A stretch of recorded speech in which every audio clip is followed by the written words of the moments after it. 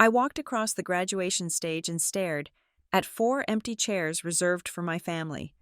The shock was not that they did not show up, but exactly why they stayed home. Inside my gown pocket, I clutched a sealed envelope holding a secret that would soon silence everyone. 2 days later, I purchased a one-way plane ticket. This time, they would not be able to call me back. My name is Erin Vasquez, and right now, I am sitting in seat 14A of a narrow fuselage, vibrating with the latent energy of jet engines preparing to scream. The cabin air is recycled and stale, smelling faintly of antiseptic and coffee. But to me, it smells like oxygen. It smells like survival. My phone is face down on the tray table. It has been vibrating against the hard plastic for the better part of 20 minutes. I do not need to turn it over to know who is calling. The screen lights up the dark space between my seat and the window, flashing names that used to make my stomach tighten with a desperate need for approval. Mom, Dad, Dylan, now. The buzzing just feels like a fly throwing itself against a window pane, unaware that the glass is too thick to break. I slide my thumb over the edge of the boarding pass tucked into the pages of my passport. It is a one-way ticket. I purchased it 48 hours ago with money I saved from skipping meals and working shifts that started before the sun came up. The flight attendant, a woman with tired eyes and a professional smile, walks down the aisle checking seatbelts. She pauses at my row, glances at the phone dancing on the tray, and then looks at me. She does not say anything, but her eyebrows lift slightly, a silent question asking if I'm going to answer that. I simply flip the phone over, silencing the light, and stare straight ahead. I am not going back. I am not explaining. The time for explanations died 2 days ago on a football field in the middle of a Sunday afternoon. I close my eyes, and the hum of the aircraft fades. Suddenly, I am back there. The stadium was a cauldron of noise. It was the kind of aggressive, overwhelming joy that only graduation ceremonies can produce. There were air horns blasting, fathers whistling through their fingers, and mothers weeping into tissues. The humidity was oppressive, making my polyester gown stick to my back. But I felt cold. I felt a chill that started at the base of my spine and radiated outward until my fingertips were numb. We were lined up in alphabetical order. I watched the students ahead of me walk across the raised platform. I watched them scan the bleachers, their faces lighting up when they found their tribe. I saw a girl named Sarah point to section 112, waving frantically as a group of 10 people held up oversized cardboard cutouts of her face. I saw a boy named Michael stop in the middle of the stage to blow a kiss to a weeping woman in the front row. Every single person who walked that stage had a tether, an invisible line connecting them to someone in the stands who was there to witness them. Then, the dean's voice boomed over the loudspeakers, distorted slightly by the feedback. Erin Vasquez. I stepped forward. The wood of the stage felt hollow under my heels. I walked to the center, accepted the leather-bound diploma cover, and shook the dean's hand. He smiled at me, a practiced, automatic expression, and said, "Congratulations. Well done." I did not hear him. My eyes were locked on section 4, row 10, seats 5 through 8. They were empty, in a stadium packed to capacity.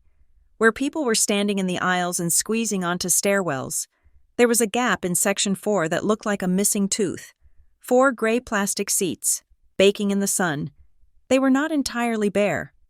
Draped over the back of the seat on the far left was an old, unraveling wool scarf. It was a tartan pattern, faded reds and greens, something that belonged in a donation bin rather than a university stadium. It belonged to my grandmother, Nana June. It was her placeholder. It was her way of saying she intended to be there, even if her body had not arrived yet. But the other 3 seats? They were stark, offensive voids.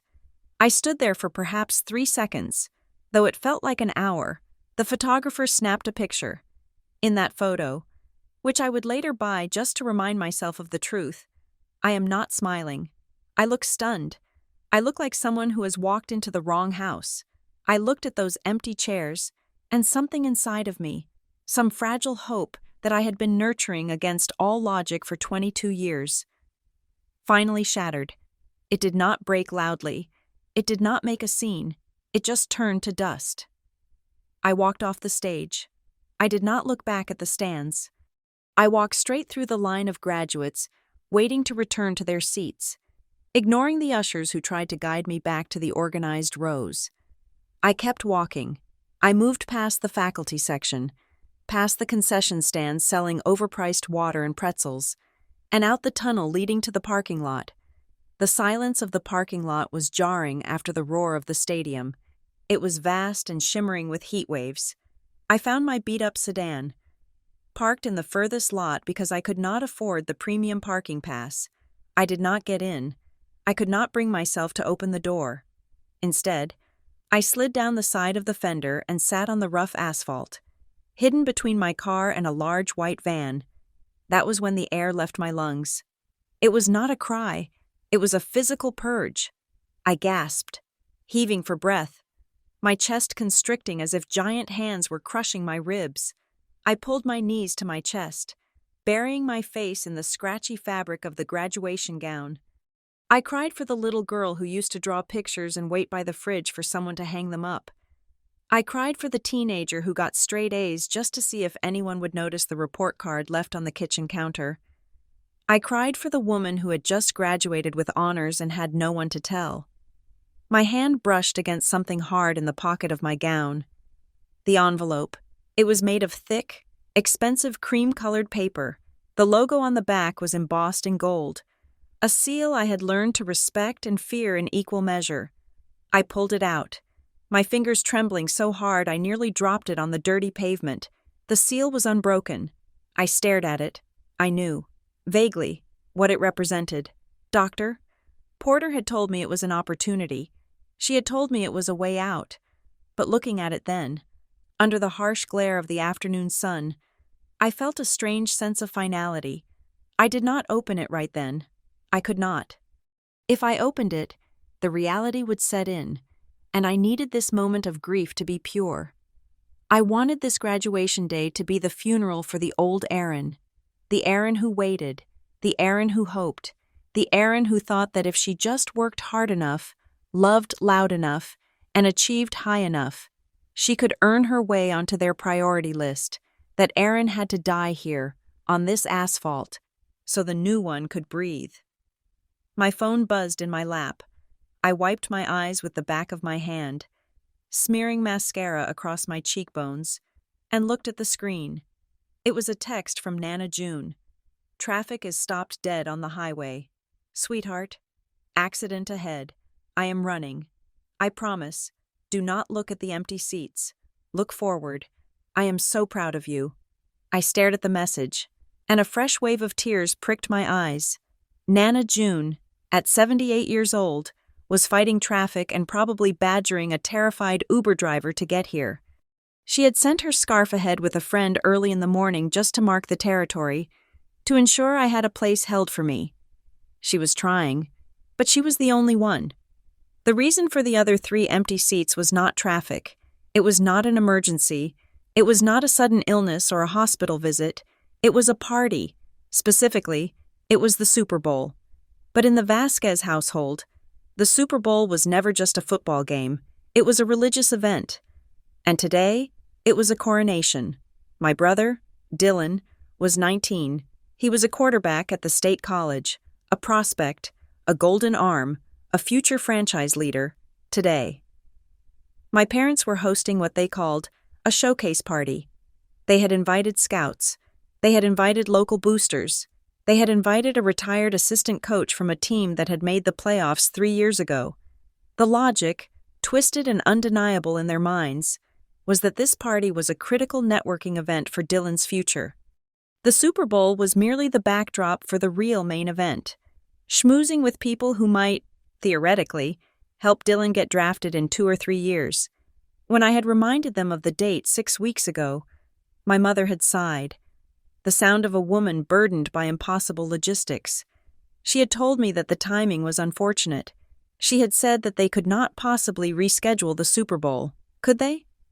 She had asked if I could maybe walk in the winter ceremony instead, When I refused, she had said they would try to make it, but I needed to understand that Dylan's career required sacrifices, apparently.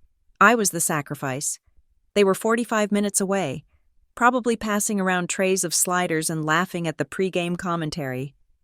Surrounded by banners celebrating Dylan, they were pouring drinks for men who might know a guy who knows a guy. They were investing in the stock that they believed would pay the highest dividends. I was just a low-yield bond, steady, boring, and easy to ignore. I sat there in the parking lot, the envelope heavy in my hand. The text from Nana June faded from the screen. Leaving me with my own reflection in the black glass, I looked wrecked. I looked devastated. But beneath the red eyes and the tear-streaked foundation, I saw something else. I saw clarity. I ran my thumb under the flap of the envelope. Doctor. Porter had given this to me with a look of intense, almost fierce gravity. She had told me to wait until I crossed the stage. She had said that what was inside was not just an offer. I whispered to the empty air, my voice cracking but gaining strength with every syllable. In this envelope is not just a job. It is not just money. It is evidence. I stood up, dusting the grit off my gown. The plane engine roars to life, pulling me back to the present. The cabin crew is taking their seats for takeoff. I look out the window as the ground begins to move, the terminal sliding away, the city becoming a blur of gray and green. The phone in my hand gives one last, long vibration, and then stops. I slide it into my bag and zip it shut. I finally open the envelope. The paper is crisp, the letterhead imposing. But it is the second document, paper-clipped behind the acceptance letter, that makes my heart hammer against my ribs. It is a photocopy of a financial record I was never supposed to see. It is the smoking gun. It is the knife they twisted in my back while smiling to my face. The plane lifts off, the wheels leaving the runway with a heavy thud. Gravity presses me into the seat, but I feel lighter than I have in 24 years. I look at the document one last time before tucking it away. They think I am just sulking. They think I'm throwing a tantrum because they missed my big day. They have no idea that I am not just leaving. I am detonating the bridge behind me, and I am the only one who knows that the fuse is already lit. 6 weeks before the flight, 6 weeks before the empty chairs and the silence of the stadium, I sat at the wobbly laminate table in my off-campus apartment and stared at my phone. It was a Tuesday evening. My roommates were out, and the apartment was quiet enough that I could hear the hum of the refrigerator and the thumping bass from a car passing on the street below. I had a calendar open in front of me, the dates circled in red Sharpie. I had rehearsed this conversation in the shower. I had rehearsed it while driving to my shift at the coffee shop. I had a script in my head, a strategic plan to extract a commitment from the two people who were supposed to be the most enthusiastic about my existence. I pressed the call button. The phone rang 4 times. I was about to hang up, my thumb hovering over the red icon, when the line clicked open. Hello? It was my mother, Tracy. Her voice was breathless, distracted. In the background, I could hear the distinct, aggressive chatter of a sports commentator on the television. It was the sound that had scored the soundtrack of my entire childhood. "Hey, Mom," I said. I kept my voice light, breezy. I did not want to sound needy. Neediness was repellent in the Vasquez house. If you had a problem, you solved it. If you had a request, you filed it. "Do you have a minute? I wanted to nail down the details for graduation weekend." There was a pause. I heard the clatter of dishes. "Oh, right. Graduation. That is coming up, isn't it? Hold on. Let me put these down." She did not ask how I was. She did not ask about my finals. She asked me to hold on. I waited, staring at a crack in the plaster of my wall. "Okay," she said, coming back on the line.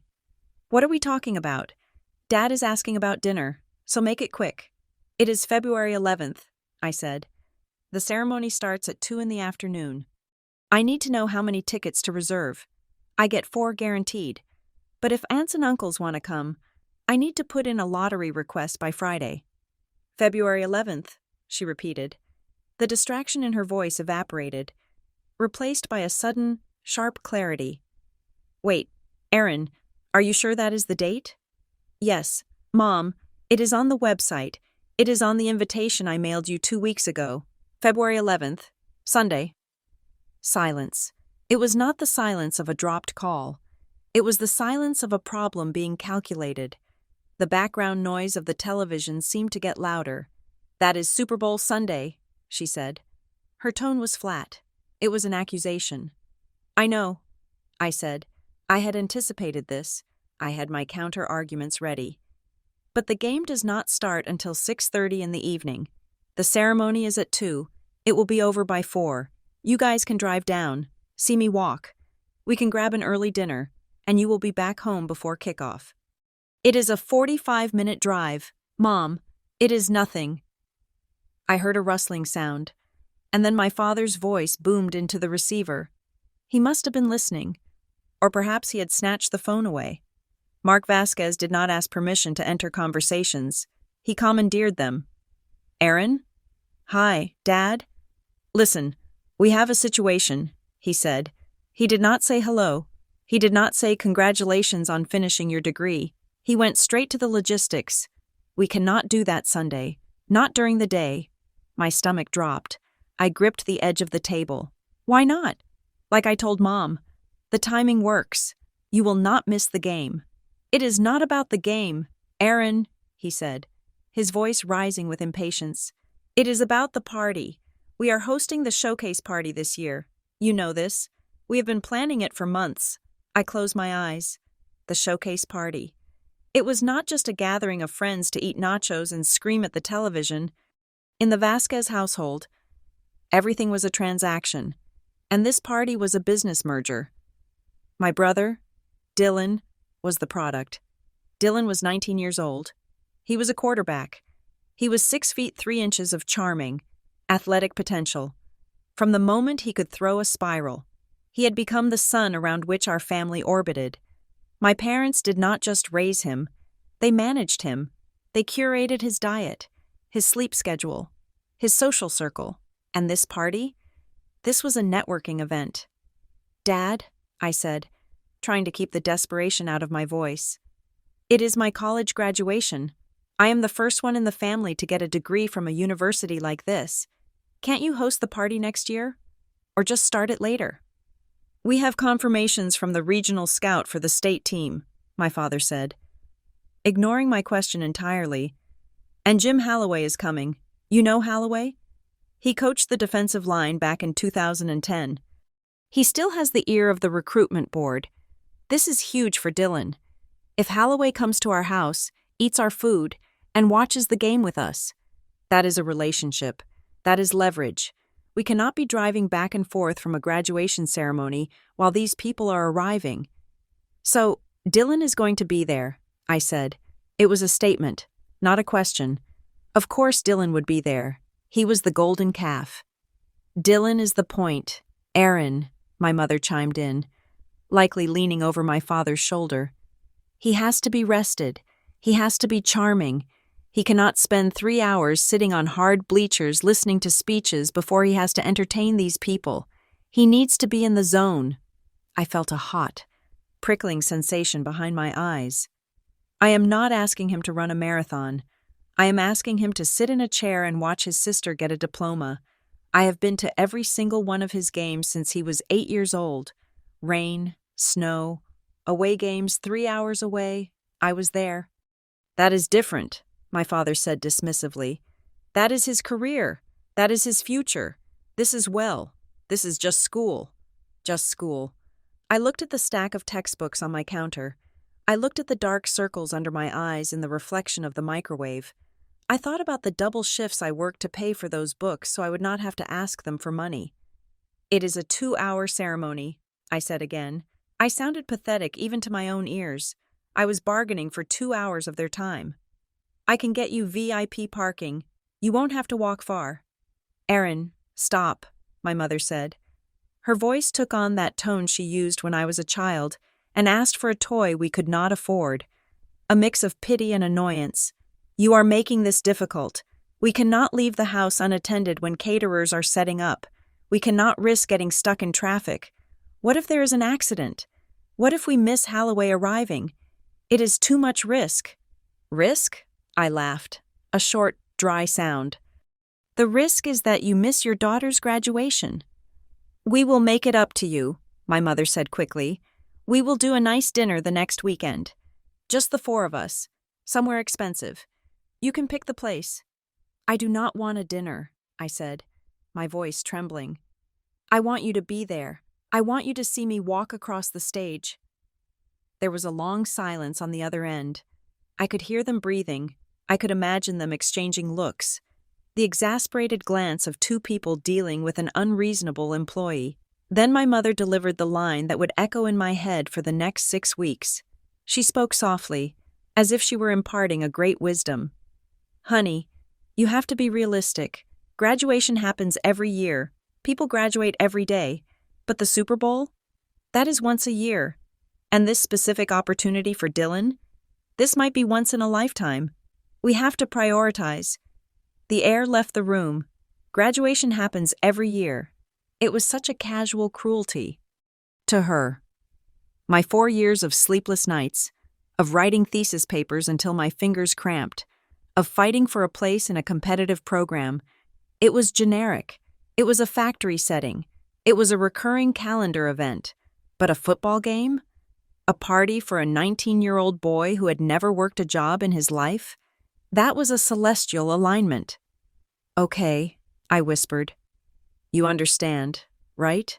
My father asked. He sounded relieved that the negotiation was concluding in his favor. We are proud of you, obviously, but we have to play the long game here. Dylan is close to a breakthrough. I understand, I said. And I did. I understood perfectly. Great, my father said. We will send you a card. And seriously, think about that dinner. Anywhere you want. Bye, Dad. Bye, Mom. I hung up the phone before they could say anything else. I sat in the silence of my apartment. The refrigerator hummed. The car outside drove away, taking the bass with it. I looked at the red circle on my calendar. February 11th. I realized then that in the entire 10-minute conversation, they had not asked a single question about me. They did not ask what my final GPA was. They did not ask if I was graduating with honors, which I was. They did not ask if I had been selected to speak, which I was. They did not ask if I needed help moving out of my apartment. They did not ask what my plans were after graduation. They did not ask if I was happy. They only asked if the date conflicted with the football game. I sat there for a long time as the sun went down and the room turned gray. I did not cry, not then. Crying implies a sudden hurt, a sharp shock. This was not a shock. This was a confirmation of a data set I had been collecting for years. I was the control group. Dylan was the variable. I looked at the empty chair across from me at the small table. I imagined my parents sitting there. I imagined telling them about the research fellowship I had applied for, the one doctor Porter was helping me with. I imagined them listening. But the chair was empty. I stood up and walked to the calendar. I did not cross out the date. Instead, I took the red marker and wrote a single word next to graduation. Solo. I was not disappointed because they were busy. People are busy. People have work. People have obligations. I was not even disappointed that they chose Dylan. They always chose Dylan. That was the law of gravity in the Vasquez universe. I was disappointed because they were not curious about my life. They did not know who I was. And what hurt the most was realizing that they were completely comfortable with that ignorance.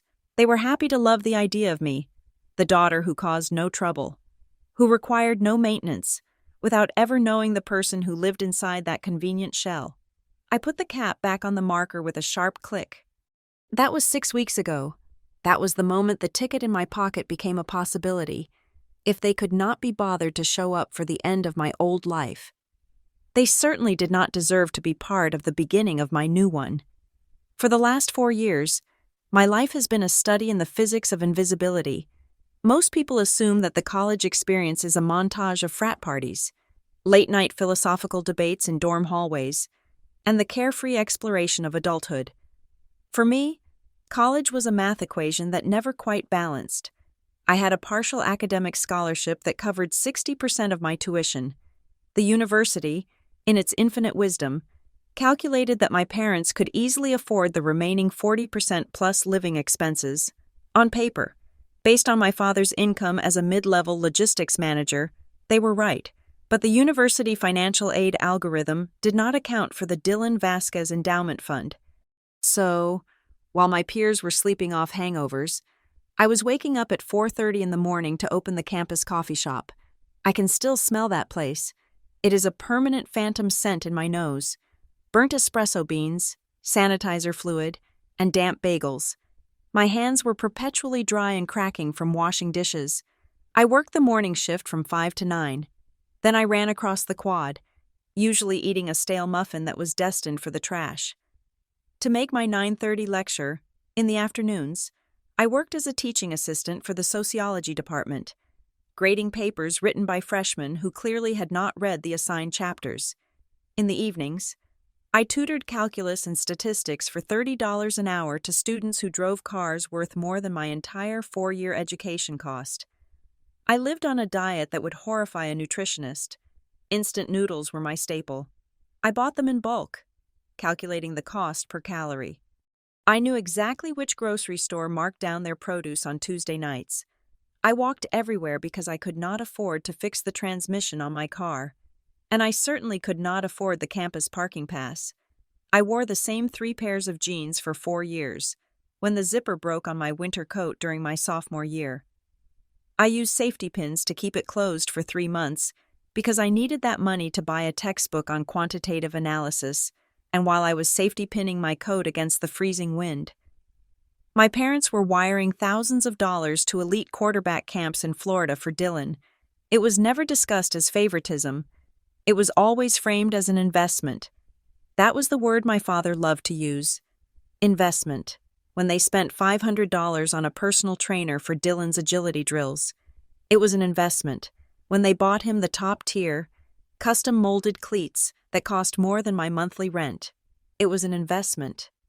When they hired a private chef to prep his meals for a month during bulking season, so he would hit his protein macros, it was an investment. I was not an investment. I was an expense. I was a line item that needed to be minimized. If I asked for help with rent, I was taking resources away from the project.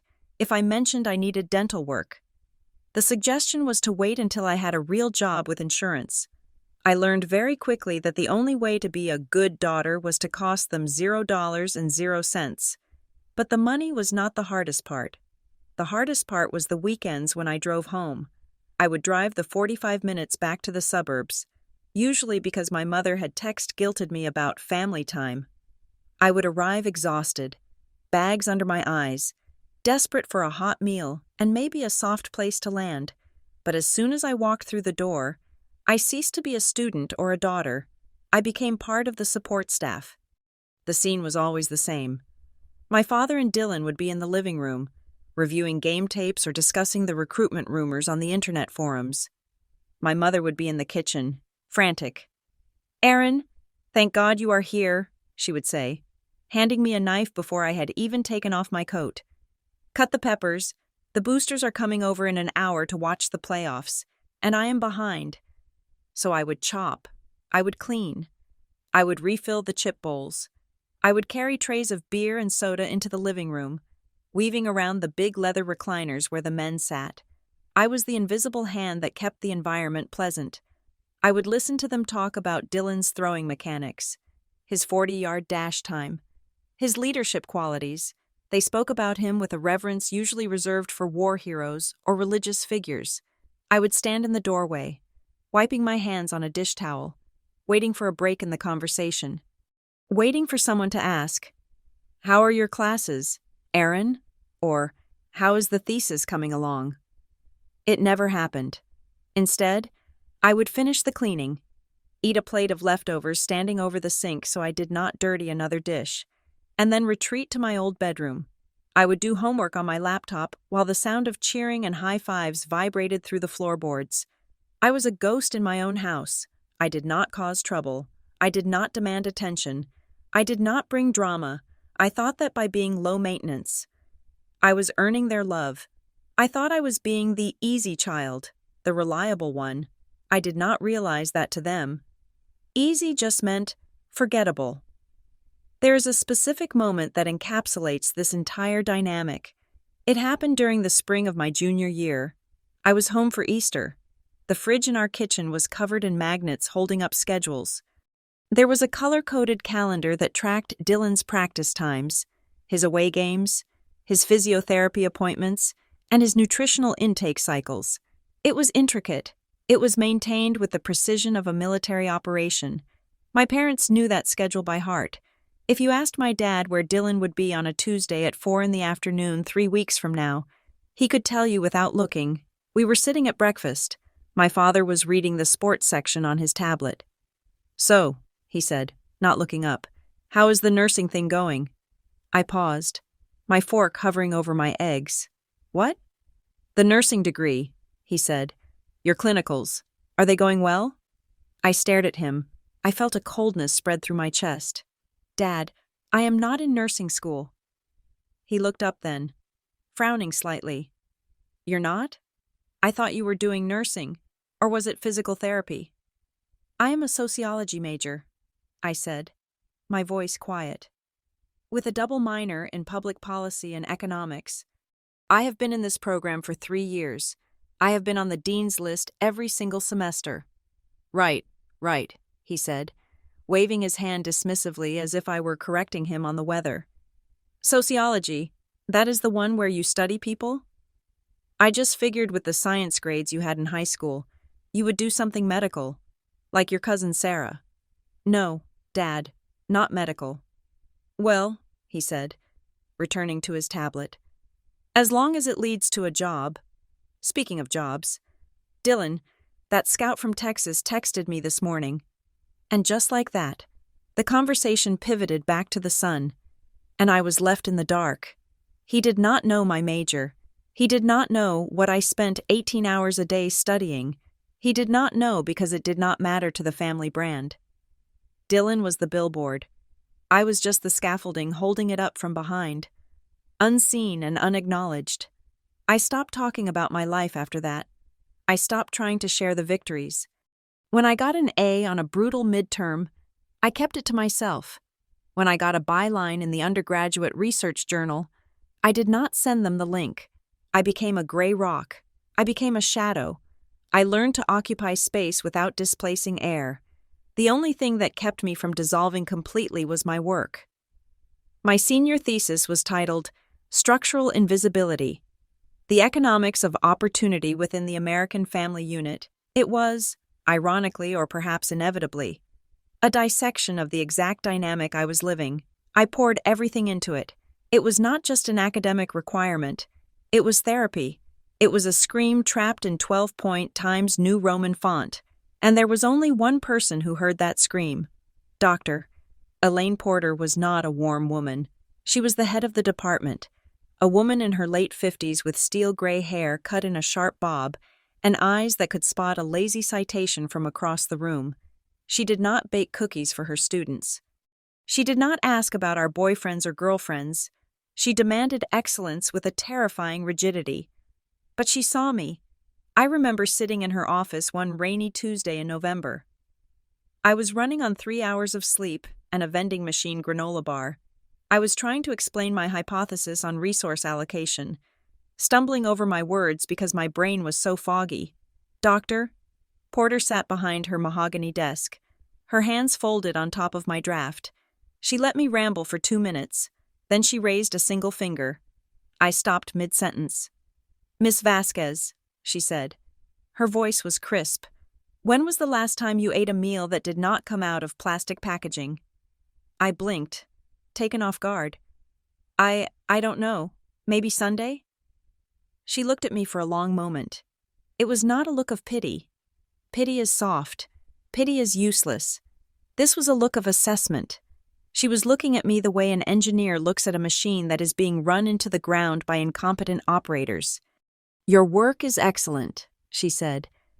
Your analysis of the golden child syndrome and its economic impact on siblings is bordering on doctoral quality. But you are fading, Aaron. You are disappearing. I am just tired, I lied. It is midterms. No, she said. You are starving, and I do not just mean for food. She opened her drawer and pulled out a protein bar. She slid it across the desk. It was a command, not an offer. I took it. You have a mind that is capable of dissecting complex systems, she told me. Do not let the system of your own home crush it before you even get started. You are writing about inequality. You are writing about how resources are hoarded. Apply your theory to your own life. It was the first time an adult had spoken to me as an intellectual equal, not as a child or a servant. A few months later, as we were finalizing the thesis, Dr. Porter gave me a piece of advice that I did not fully understand at the time. I was packing up my bag, ready to head to my tutoring shift. Aaron, she called out. I turned at the door. Yes, Doctor? Porter? She took off her reading glasses and looked at me with that piercing, uncomfortable intensity. There are many ways to leave a situation that does not value you. Most people sneak out the back. They drift away. They ghost. They act out of shame. She paused, letting the silence hang in the room. But if you ever decide to leave the life you have been assigned, she said, make sure you leave through the front door. Walk out upright. Make them watch you go. Do not let them think you escaped. Let them know you chose to leave. I nodded, though I was confused. The front door? Okay. Head up, Miss Vasquez, she said, putting her glasses back on. The world is bigger than that house in the suburbs. I carried that sentence with me like a shield. I did not know then that she was already handing me the key to the front door. I did not know she had already nominated me for the Archer Fellowship. I just knew that for the first time in 4 years, someone had looked at me and seen a person, not a prop. My parents had the Super Bowl. They had Dylan. They had the scouts and the potential draft picks and the dream of the NFL. But I had Dr. Porter, and I had a thesis that proved, with empirical data, that I was right to feel alone, and soon, I would have a plan. The summons came exactly 7 days before the ceremony. It was a Tuesday afternoon. The sky outside the Humanities building a bruised purple color that threatened a storm. I was in the library, trying to return a stack of reference books that weighed about as much as a small child. When my phone buzzed, it was an email from Dr. Porter's administrative assistant. The subject line was blank. The body text was 3 words. Come see me. I felt a spike of adrenaline that tasted like metal in the back of my throat. In the academic world, a summons like this usually meant a problem, a missing citation, a formatting error that invalidated the entire submission, a bureaucratic hiccup that would delay graduation. I ran across the quad, my boots splashing through puddles, clutching my backpack straps like they were a parachute harness. When I arrived at Dr. Porter's office, I was out of breath and dripping water onto the linoleum of the hallway. Her door was open 3 inches. I knocked. Enter, she said. Her voice did not have the distracted cadence of someone grading papers. It was sharp, focused. I pushed the door open. Doctor, Elaine Porter was standing by the window, looking out at the gathering storm.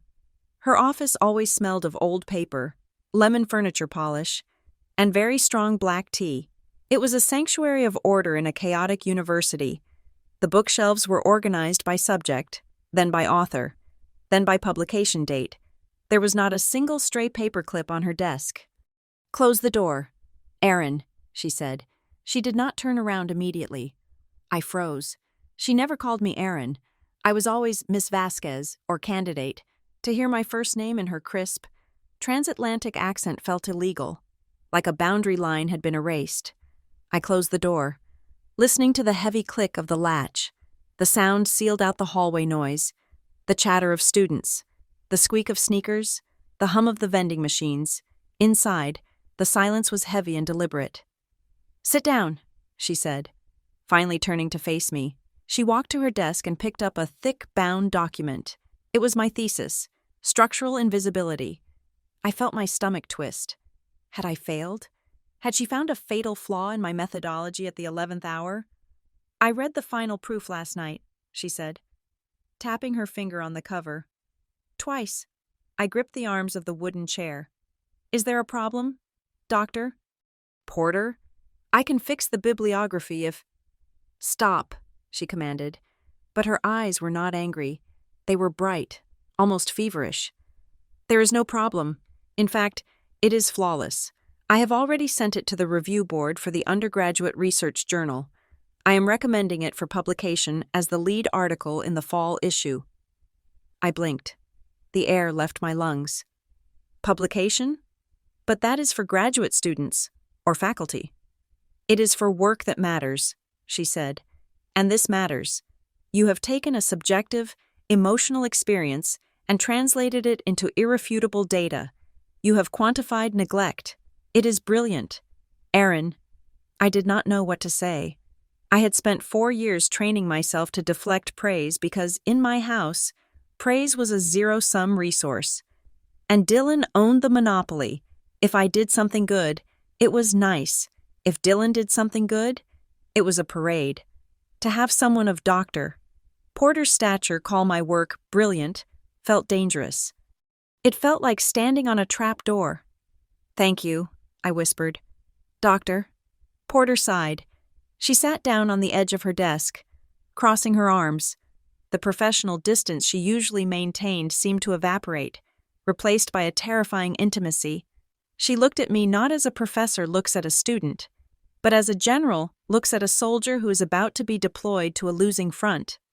But that is not why I called you here, she said. I straightened up. It isn't? No, because here is the hard truth. Erin, this thesis, this publication, the honors cord you are going to wear next week, they are wonderful. They are validation of your intellect. She leaned forward, her voice dropping to a harsh whisper. But achievement will not save you from a family that does not know how to cherish you. I flinched. It was as if she had reached across the desk and slapped me. We had never discussed my family explicitly. My thesis was anonymized. I had changed names, locations, and details. I thought I had hidden them well behind the veil of academic language. I know, I said, looking down at my hands. I know they are different. They are not different, she corrected me. They are consumers, and you are the supply. She stood up and walked around the desk to a small safe she kept in the corner, usually reserved for exams. She spun the dial, left, right, left, and pulled open the heavy steel door. From the dark interior, she retrieved an envelope. It was not a standard university envelope. It was larger, made of thick, cream-colored linen paper that looked like it cost more than my entire wardrobe.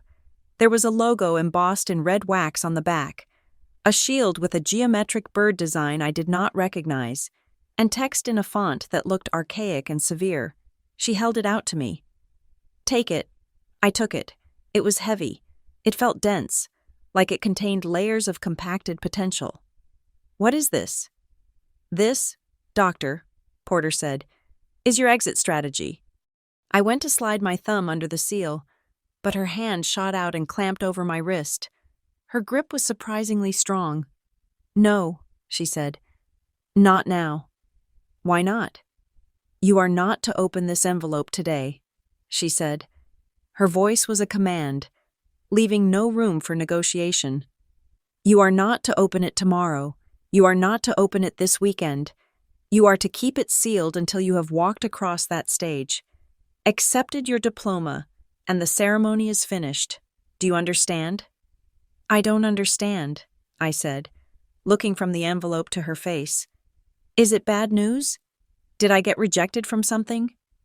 It is not rejection, she said. She let go of my wrist and walked back to the window. It is the opposite, and that is why you must wait. She looked out at the rain, which had finally started to fall, streaking the glass with gray tears. Erin, I took the liberty of doing something without your permission 6 months ago, she said.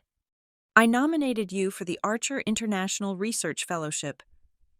My jaw dropped. The Archer. It was a myth. It was the kind of program that people whispered about in the department break room. It was fully funded. It was prestigious. It was based in Europe. It was for the next generation of global thinkers. It was something that happened to people with trust funds and connections. Not people who worked 3 jobs and ate instant ramen. You nominated me? I asked, my voice trembling. I did, and I did not tell you. She turned to face me, her expression fierce. Because I know what would have happened if I had. She walked back to me, her heels clicking on the floor. If I had told you back in October, you would have told your parents. You would have done it out of a misplaced desire to make them proud, and they would have found a way to ruin it. I wanted to protest. I wanted to say that my parents were not villains, that they would have been happy for me. But the words died in my throat because I knew she was right. If I had told them I was applying for a prestigious fellowship in Europe, my mother would have asked how much the application fee was. My father would have asked why I was looking so far away when I could just get a job at the local insurance firm and help pay off Dylan's training loans. They would have picked at it. They would have planted seeds of doubt. They would have asked, "Who is going to help with the house if you are in Germany?" Or, "Don't you think you are aiming a little high, sweetie?" They would have taken the shine off the apple before I even took a bite. I wanted you to have something that was yours, Doctor, Porter said softly. Wholly yours, untouched by their skepticism, uncontaminated by their needs. I wanted you to have a secret. I looked down at the envelope in my lap. It felt warm, as if it were generating its own heat. So, I said, the answer is in here? The answer is in there, she confirmed. And you know what it is? I do. And you won't tell me? I want you to read it when you are officially a graduate, she said. I want you to read it when you are standing in that gown. Realizing that you have completed this journey on your own 2 feet, I want the joy of this to belong to you and only you, even if it is just for 5 minutes before you tell the world. I ran my fingers over the wax seal. It felt like a promise. It felt like a weapon. I am scared, I admitted. The words tumbled out before I could stop them. I am scared to hope for this. I have spent my whole life keeping my expectations on the floor so I don't get hurt when people don't show up. If I hope for this and it's not what I think, that is a survival mechanism, Doctor, Porter said, and it has served you well in that house, but you are not going to be in that house much longer. She sat down in her chair and folded her hands. The room felt smaller now, intimate and charged with electricity. Hide it, she said. Put it in your graduation gown. Keep it close. It is your ticket. It is your shield. I opened my backpack and slid the envelope into the deepest pocket. Behind my laptop, behind the binder of notes, I zipped it shut. I felt a strange shift in my center of gravity. I was walking out of this office heavier than I walked in, but somehow I felt weightless. Thank you, Dr. Porter, I said, for everything, for seeing me. She nodded, a single, sharp dip of her chin. You made yourself visible. Aaron, I just turned on the light. I stood up and walked to the door. I had my hand on the knob when she spoke again. Her voice was low, vibrating with a tone I had never heard from her before. It was not the tone of a teacher. It was the tone of a conspirator. Aaron, I turned back. She was looking at me with eyes that were ancient and incredibly sad. Do you know what is the most frightening thing in the world to people like your parents? She asked. I shook my head. No, what? It is not that you will fail, she said. They expect you to fail. They are comfortable with your failure because it keeps you needy. It keeps you there. She leaned forward, the shadows from the storm outside cutting across her face. The thing that terrifies them the most, she said, is the moment they discover that you do not need them. The words hung in the air between us. You do not need them. It was a blasphemy in the religion of the Vasquez family. We were taught that we were a unit, that the pack survived only because we bled for each other, or rather, because I bled for them. The idea that I could exist, thrive, and ascend without their permission, without their help, and without their tether? Doctor, Porter was right. That would not just scare them, it would destroy their reality. Go, she said, turning back to her window. I will see you on the stage. I walked out into the hallway. The storm had broken. Rain was hammering against the skylights, a deafening roar that drowned out everything else. I clutched my backpack straps, feeling the outline of the envelope against my spine. I was walking into the rain, but for the first time in my life, I wasn't looking for shelter. I was looking for the horizon. I drove home on Friday afternoon, 2 days before the ceremony, ostensibly to pick up the pearl earrings my grandmother had given me for my 18th birthday. I wanted to wear them across the stage. But if I am being honest, I was not just going back for jewelry. I was going back to check the temperature. I was going back to see if, perhaps, the reality of my graduation had finally penetrated the thick, insulated bubble of the Vasquez household. I pulled into the driveway and hit the brakes so hard my seatbelt locked against my collarbone. The house did not look like a home. It looked like a carnival ground. Stretched across the front porch, obscuring the front windows entirely, was a vinyl banner that must have been 20 feet long.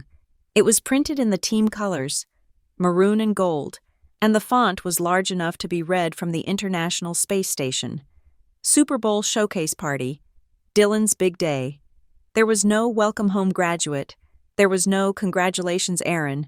There was just the banner, flapping aggressively in the wind, declaring to the entire neighborhood that the only event happening this weekend involved a leather ball and a television screen. I got out of the car. The driveway was already jammed with vehicles. There was a catering van from a high-end barbecue place in the city. There was a truck from an audio-visual rental company. 2 men in blue jumpsuits were wheeling a 65-inch flat-screen television up the walkway, navigating around a stack of folding chairs. I walked up the steps, dodging a man carrying a keg of beer. He grunted at me, not apologizing. I opened the front door and walked into a wall of noise. The living room had been rearranged. The furniture was pushed against the walls to create a viewing arena. My mother was standing in the center of the room, holding a clipboard and barking orders at a terrified-looking catering assistant. No, no, no, she was saying, pointing a manicured finger at the coffee table. The sliders go on the tiered platter, the wings go on the heated trays. If the wings get cold, the scouts get cold. Do you understand the metaphor? Mom? I said. She spun around. Her eyes were wide, frantic, and completely devoid of recognition for a split second. Then, she blinked. Aaron? She frowned, checking the imaginary watch on her wrist. What are you doing here? Did you forget something? We are in full crisis mode. The ice delivery is late. I came to get my earrings, I said. For Sunday. For graduation. Oh, she said, turning back to the catering guy. Right. The earrings. They are in the safe. Just grab them and, well, try not to step on any cables. The AV guys are very particular. I walked through the kitchen. The counters were covered in trays of food that cost more than my tuition for a semester. There were shrimp towers. There were custom cookies shaped like football jerseys with Dylan's number, 12, piped in icing, and then I saw them. Stacked on the breakfast nook table was a pile of invitations. They were printed on heavy, glossy cardstock. I picked one up. Join the Vasquez family as we celebrate the future. Super Bowl 58, featuring Dylan Vasquez. I turned the card over. I read every line. I looked for my name. I looked for a sentence that said, and also, our daughter Erin graduated this morning. It was not there. I was not a footnote. I was not a postscript. I was completely erased. To anyone receiving this card, the Vasquez family consisted of Mark, Tracy, and Dylan. I was just a ghost who occasionally haunted the guest room. Hey, watch it, a voice said. I looked up. A neighbor, Mrs. Gable, was squeezing past me with a tray of soda cans. She lived 3 houses down. I had babysat her kids for 5 years. Oh, hi, Aaron, she said, sounding surprised. I didn't know you were in town. Are you here for the party? Your mom said you were busy with school stuff. I am graduating on Sunday, I said. My voice felt small, swallowed by the noise of the house. Sunday? Mrs. Gable paused, shifting the weight of the tray. Oh, that is a shame. Bad timing. Huh? Well, at least you can catch the highlights of the game later. This party is going to be legendary. Your dad got a popcorn machine. She bustled away. A popcorn machine. They had rented a popcorn machine, but they could not spare 4 hours to drive to the university. I walked into the family room. There, lying on the leather sectional like a Roman emperor, was Dylan. He was wearing his jersey, of course. He had his phone in one hand and a video game controller in the other.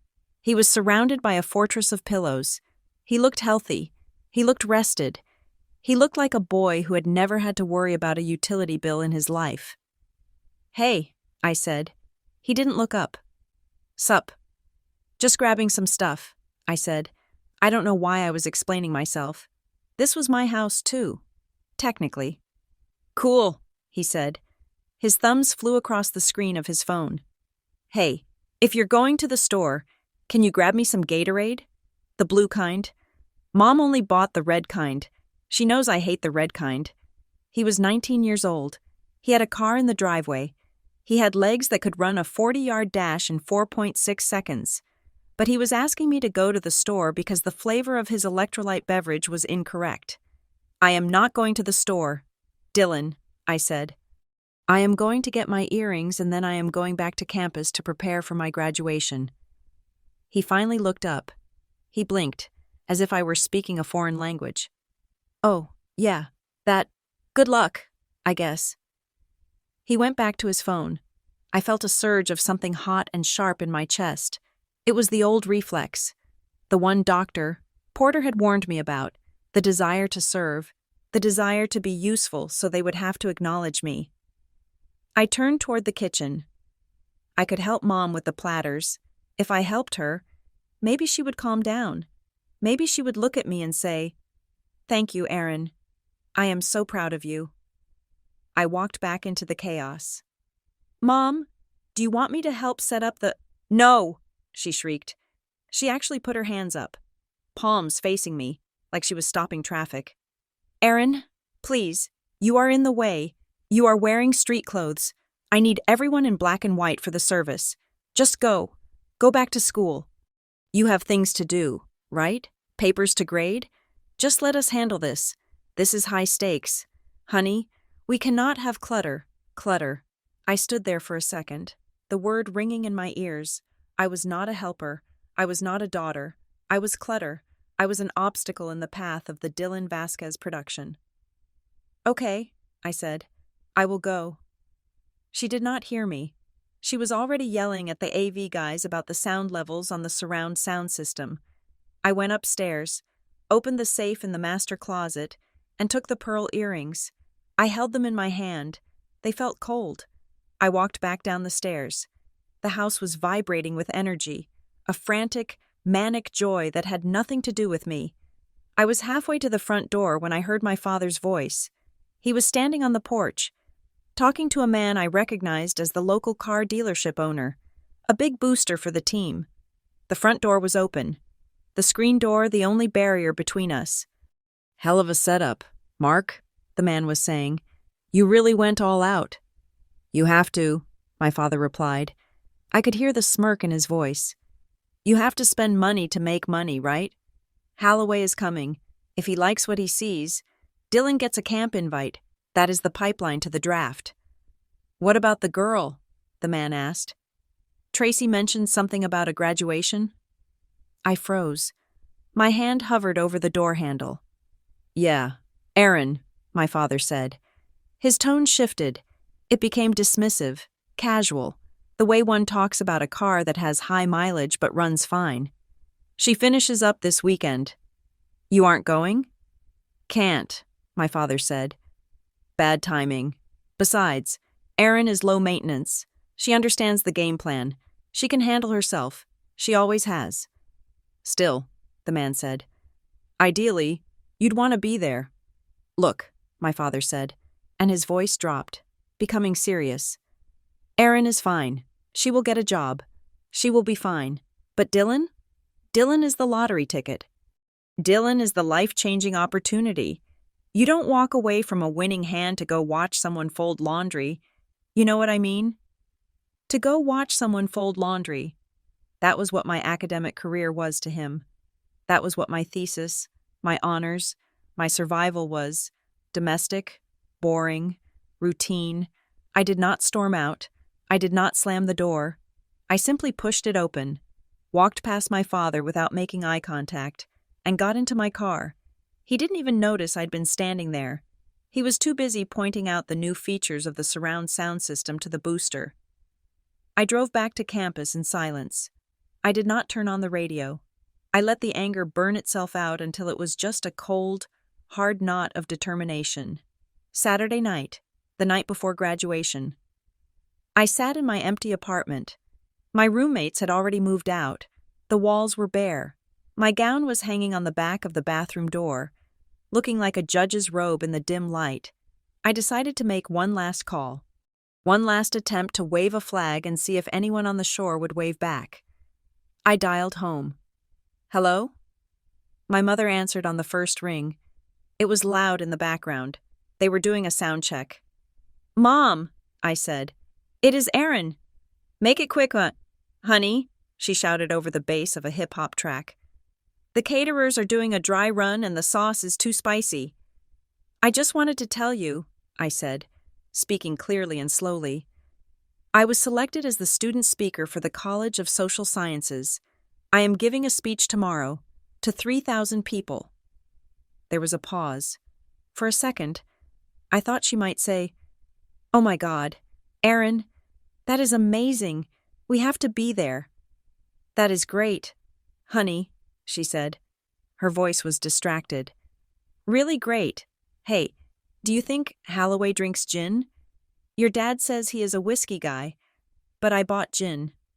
Mom, I am the valedictorian speaker, I said. I heard you. Erin, I said it was great. Look, I have to go. The ice sculpture is melting. We will text you tomorrow. Bye. The line went dead. I sat there with the phone in my hand.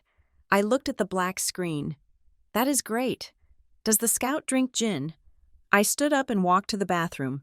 I looked at the graduation gown. It was cheap polyester, black and shapeless. But inside the pocket, I could feel the outline of the envelope Dr. Porter had given me. The paper was thick. The seal was hard. I reached out and touched the fabric. Okay, I whispered to the empty room. Okay, I was done. I was done asking. I was done auditioning for a role in a play that had been cast 20 years ago. They thought I was safe. They thought I was handled. They thought I was the one who folded the laundry while the real heroes fought the battles. They were wrong. I was not folding laundry. I was packing a parachute. Tomorrow, I said, my voice steady in the silence. I am not going to beg you to love me anymore. I am going to show you exactly what you lost. I turned off the light and went to bed. I slept deeply, without dreams. Like a soldier on the eve of a war, she knows she is going to win. The morning of Super Bowl Sunday broke with a sky the color of a fresh bruise, blue and purple and indifferent. I woke up at 6 a.m, not because of an alarm, but because my body hummed with a vibrating tension that felt less like excitement and more like the anticipation of a fistfight. I did not have a team of hair and makeup artists. I did not have a mother hovering in the doorway with a steaming iron, fretting over the creases in my sash. I had silence. I stood before the bathroom mirror of my empty apartment, the silence so absolute that I could hear the hum of the fluorescent bulb overhead. I dressed with the efficiency of a soldier putting on armor. My dress was a simple navy blue sheath I had bought on clearance 3 months ago. It was professional, unpretentious, and invisible under a gown. I pulled my hair back into a severe, tight bun at the base of my neck. No stray hairs, no softness. I applied my makeup with a steady hand, foundation to cover the sleeplessness, mascara to widen the eyes, a neutral lipstick that would not smudge. I looked at myself in the glass. I did not look like a girl going to a celebration. I looked like a woman going to court to hear a verdict she already knew was guilty. I drove to the stadium in silence. The city was waking up. But it was waking up for the wrong event. I passed grocery stores with lines wrapping around the block, people buying kegs and bags of charcoal. I passed cars flying flags with the team logo. Every single person I saw was preparing for the game. I was the only one driving toward the university, driving against the current. When I arrived at the stadium, the air was already thick with humidity and the smell of concession stand popcorn. The parking lot was filling up with families. I watched them as I walked toward the entrance. It was a parade of connection. I saw fathers carrying bouquets of roses wrapped in cellophane. I saw mothers adjusting the mortarboards on their sons' heads, their faces twisted in that specific, beautiful agony of proud tears. I saw grandmothers in wheelchairs, uncles in suits that were too tight, little siblings holding handmade signs with glitter glue that spelled out names. I walked through them, a ghost in a sea of living, breathing love. Inside the stadium, the noise was a physical weight, a low roar of thousands of conversations, laughter, and the squeak of shoes on concrete. I made my way to Section 4, Row 10. I had 4 tickets in my hand. I had picked them up from the box office 2 weeks ago. I knew, logically, that my parents were not coming. I knew Dylan was currently sleeping off a hangover or prepping for his party, but there is a part of the human heart that is stupid. It is the part that keeps beating even when the brain tells it to stop. It is the part that hopes against all available data. I walked to the 4 empty seats in the middle of the row. I took 4 pieces of paper out of my bag. I had printed them at the library. They simply said, "Reserved for the family of Aaron Vasquez." I taped them to the gray plastic. 1, 2, 3, 4. The act felt pathetic. It felt like setting a table for ghosts. A woman in the row behind me, a mother with a kind, soft face, leaned forward. "Honey," she said, touching my shoulder, "do you want us to watch those for you? Until they get here?" I looked at her. Her eyes were warm. She assumed a delay. She could not conceive of a world where those seats stayed empty by choice. "Thank you," I said, my voice tight. "My grandmother is coming. She is bringing a scarf. Just if you could just make sure no one takes them." "We will guard them with our lives," she promised, smiling. I nodded and walked away, down the steps, toward the staging area where the graduates were gathering. I needed to get away from the kindness of strangers. It was hurting me more than the cruelty of my family. I found my place in the line. The air was stifling. People were adjusting their gowns, checking their phones, laughing. I checked my phone. There was a text message from Nana June. It had come in 2 minutes ago. "Aaron, honey, there is a jackknife tractor trailer on the interstate. Traffic is stopped dead. We have not moved an inch in 20 minutes. The GPS says arrival time is 3 hours from now. I am screaming at the driver, but we are trapped. I am so sorry. I am so sorry." I stared at the screen. The noise of the stadium seemed to suck out of the room, leaving me in a vacuum. Nana June was not coming. The one person, the only person who had remembered my major, the only person who had asked to see my thesis. She was stuck in a metal box on a highway, trapped by the randomness of the universe. I felt a crack running down the center of my chest. It was not a break. It was a fracture. I typed back, "It is okay. Nana, be safe. I love you." I put the phone away. I did not cry. I could not cry. If I started now, I would not be able to stop. And I had a speech to give. I had to walk out there and speak to 3,000 people about the future. While my own present felt like a crater, the ceremony began. The procession was a blur of music and color. We walked into pomp and circumstance. I sat in the front row, reserved for the speakers and honor students. I looked up at the jumbotron. The camera swept across the crowd, showing beaming parents waving at the lens. Then, the dean approached the podium. "And now," his voice boomed, echoing off the concrete walls, It is my distinct honor to introduce our student speaker, a summa cum laude graduate from the Department of Sociology, whose research has already garnered international attention. Please welcome Aaron Vasquez. The applause was polite, standard. I stood up.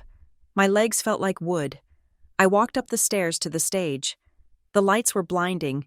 I could not see the audience, just a wall of glare, but I knew where Section 4 was. I stepped to the microphone. I placed my index cards on the lectern.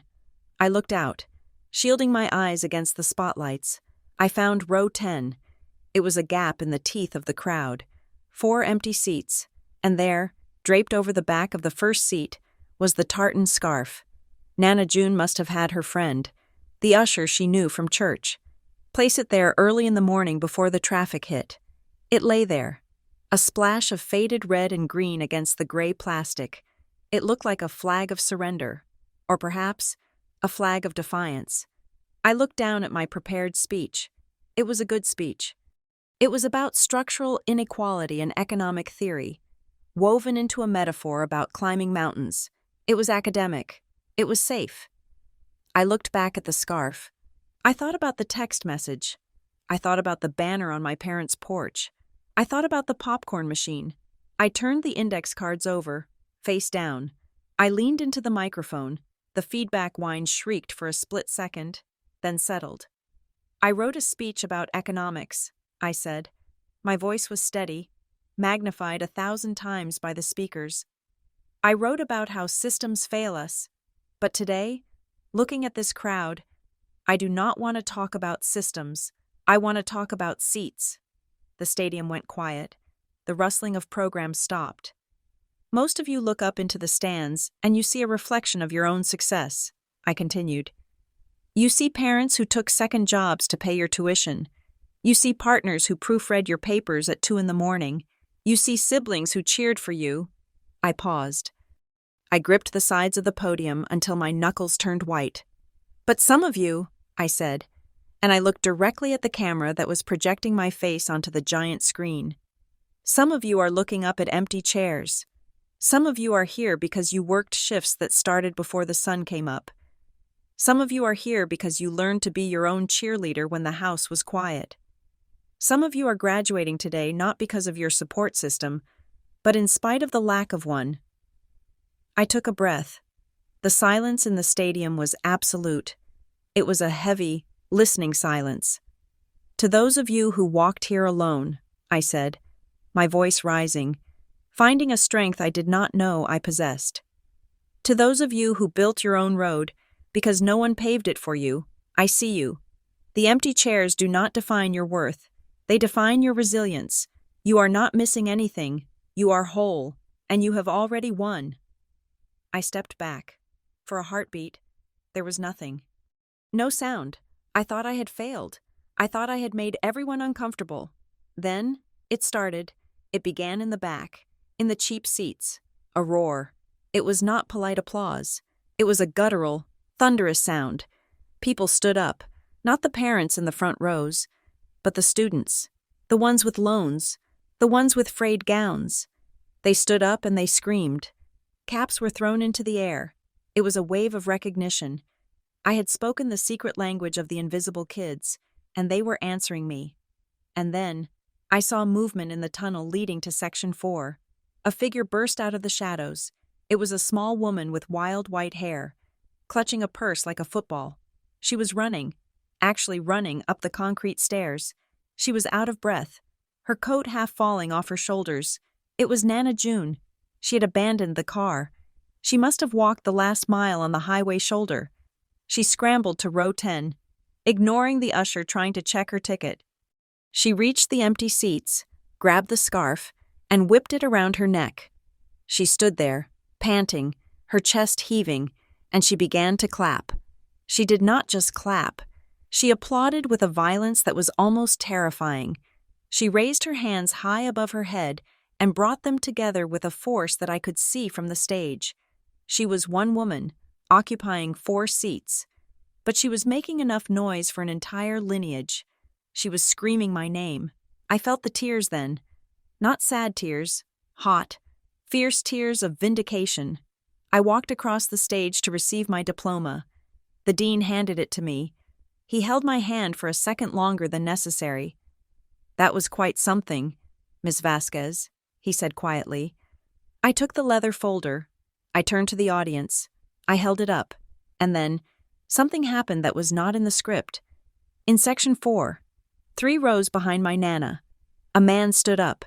He was a stranger. He was wearing a faded baseball cap and a windbreaker. He looked like a father. He looked at me. Then he looked at the empty seats next to my grandmother. He started clapping. He pointed at me. A firm, direct gesture of acknowledgement. Then the woman next to him stood up. Then the family behind them. It rippled outward. People who did not know me, people who had no reason to care, were standing up to fill the vacuum my parents had left. They were standing for the girl with the empty chairs. I looked at the camera one last time. I knew my parents weren't watching.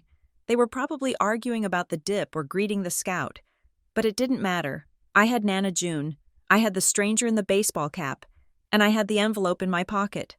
I walked off the stage, the diploma tight in my hand. I walked through the tunnel and into the cool concrete hallway underneath the stands. The roar of the crowd faded behind me, but the warmth of it stayed on my skin. I was alone again, but for the first time in my life, I did not feel lonely. I felt dangerous. I reached into my pocket and touched the seal of the envelope. The wax was warm. The evidence was there. The ticket was there. "Okay," I whispered. "Now the real game starts." The applause died down. The lights in the stadium did not dim, but the light inside me seemed to flicker and go out the moment I stepped off that stage. The adrenaline that had carried me through the speech, that strange, ferocious fuel that had allowed me to speak to 3,000 people, evaporated the second I crossed the threshold of the tunnel. It left me cold. It left me hollow. I walked out of the stadium exit and into the late afternoon sun, and the world felt too bright, too loud, and entirely wrong. I stood on the curb of the pickup zone. Around me, the scene was a kaleidoscope of other people's happiness. I saw a father lifting his daughter off the ground, spinning her around while her graduation gown billowed like a black parachute. I saw a group of friends popping a bottle of cheap champagne, the foam spraying over their shoes as they shrieked with laughter. I saw flashbulbs popping, capturing smiles that would be framed on mantelpieces for the next 50 years. I stood there, clutching my diploma cover, and I felt like a ghost who had wandered into a wedding. I was transparent.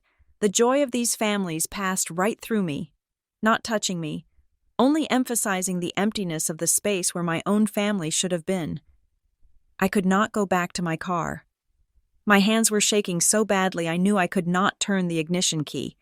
The thought of sitting in the driver's seat, alone in that vast parking lot, was terrified me. So I did something I rarely did because of the cost. I opened an app on my phone and summoned a car. When the black sedan pulled up, I slid into the back seat and closed the door. The sudden silence was deafening. The air conditioning was cold, smelling of artificial pine. "Where to?" the driver asked. He was a man in his 60s, with kind, tired eyes that he directed at me through the rearview mirror. "The Marriott on 4th Street, I whispered. That was where Nana June had booked a room after her car broke down. He nodded and pulled into traffic. That was when I broke. It was not a cinematic cry. It was ugly. It was guttural. It started in my stomach and clawed its way up my throat. I doubled over, pressing my forehead against the cool glass of the window, and I sobbed until my ribs ached. I cried for the 4 empty chairs. I cried for the banner on the porch that didn't have my name on it. I cried for the girl who had spent 22 years trying to be good enough to be noticed, only to realize that goodness was not the currency her parents accepted. The driver did not turn up the radio. He did not ask me what was wrong. He simply reached over to the passenger seat, grabbed a box of tissues, and passed it back to me without a word. It was a gesture of such simple, human dignity that it made me cry harder. We drove for 20 minutes.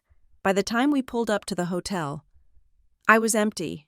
I felt scoured out, like a shell found on a beach.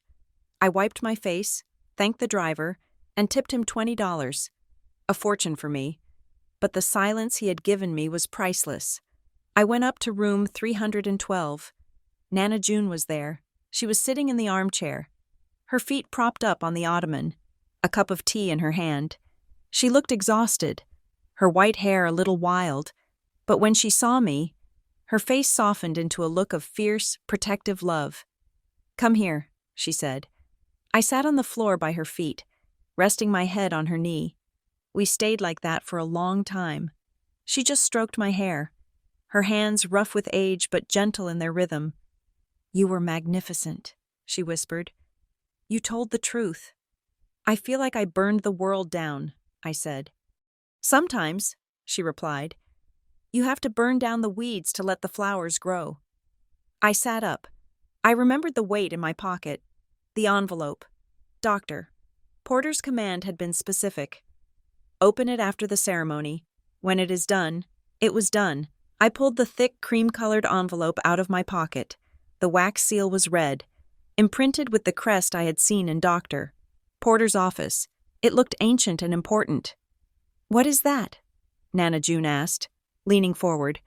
"Doctor, Porter gave it to me," I said. She said it was my exit strategy. My hands were still trembling, but this time it was not from grief. I slid my thumb under the flap and broke the seal. The paper tore with a satisfying, heavy sound. I pulled out the letter. There were 3 pages, stapled together, along with a glossy brochure. I began to read. "Dear Ms.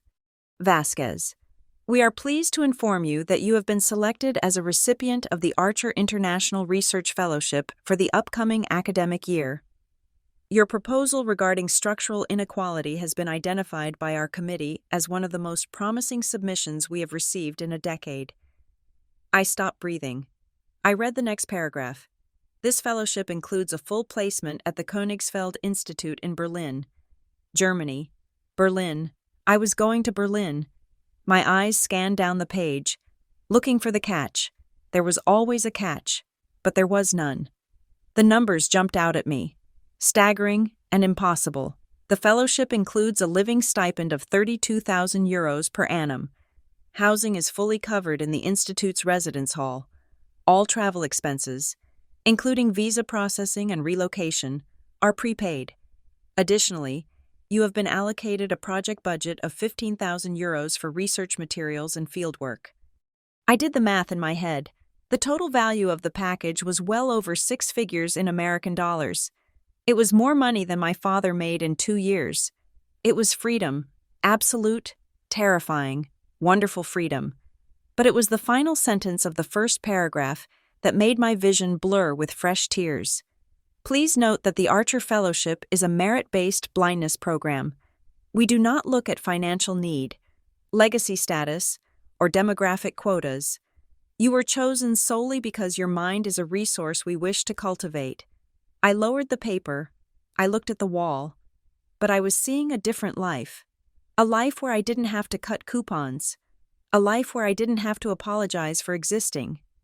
"Aaron?" Nana June asked softly. "Is it bad?" I laughed. It was a wet, shaky sound. "No, Nana, it is not bad." I handed her the letter. She put on her reading glasses, the ones she bought at the drugstore, and she read it. I watched her eyes move back and forth.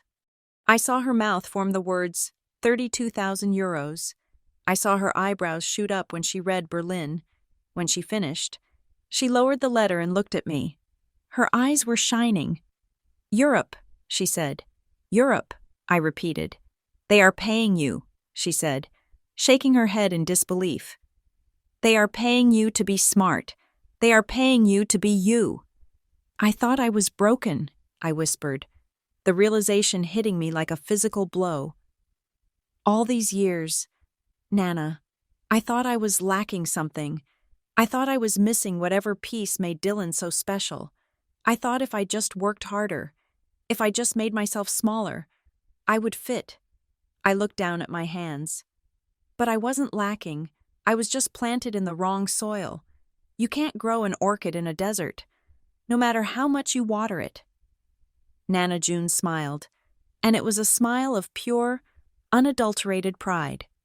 "And you are one hell of an orchid, kid." She handed the letter back to me, but then her expression changed. The softness evaporated, replaced by a look of sharp, calculating intelligence. "Aaron," she said, her voice dropping to a serious tone, "you cannot tell them—" "What?" "Your parents," she said. "You cannot tell them about this, not yet." "Why not?" I asked. "It proves them wrong. It proves I don't need them. Isn't that the point?" "No," Nana June said firmly. "If you tell them now, they will find a way to make it about them. Your mother will post it on Facebook and take credit for your upbringing.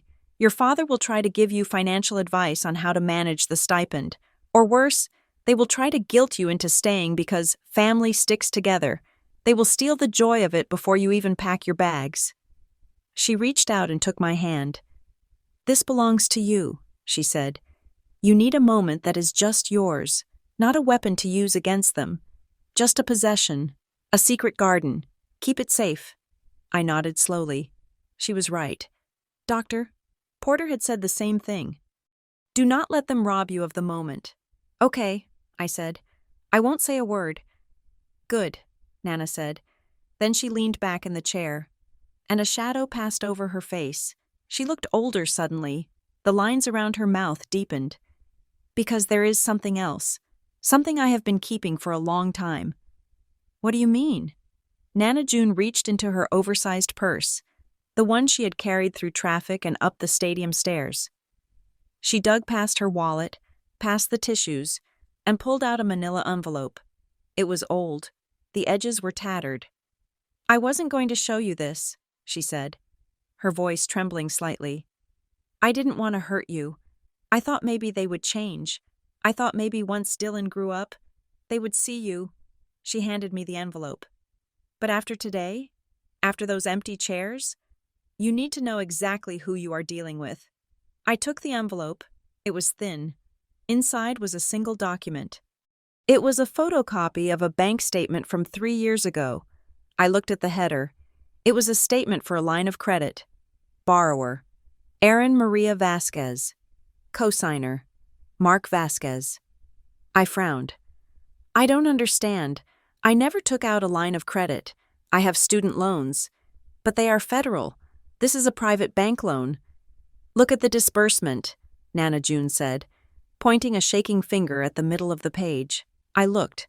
Transfer to Elite Quarterback Academy, Tampa, Florida. Amount: $8,500.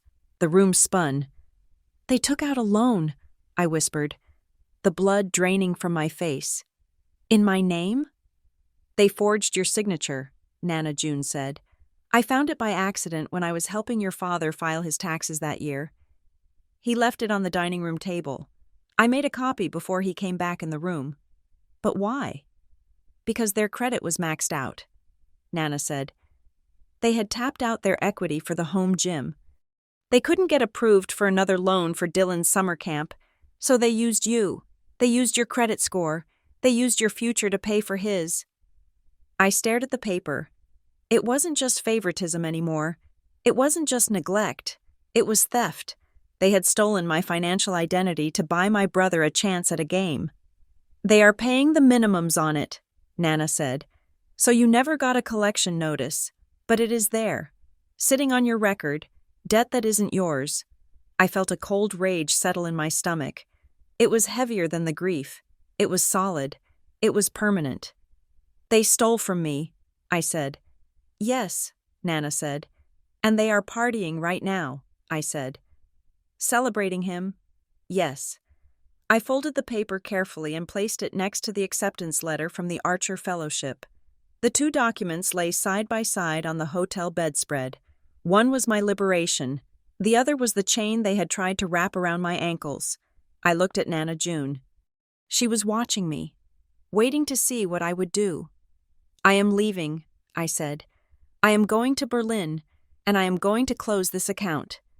"You will," Nana said, "but not quietly, not this time." She sat up straighter, her eyes flashing with a sudden, sharp energy. My birthday is in 3 weeks, she said. I know, I said. The big 80. Your mother has been planning it, Nana said. She invited everyone, the aunts, the uncles, the cousins, the neighbors. She wants to show off what a good family you all are. She wants to use my birthday as another backdrop for Dylan. She smiled. But it was not a nice smile. It was the smile of a woman who has played poker for 60 years and just drew the fourth ace. Let her, Nana said. Let her build the stage. Let her invite the audience.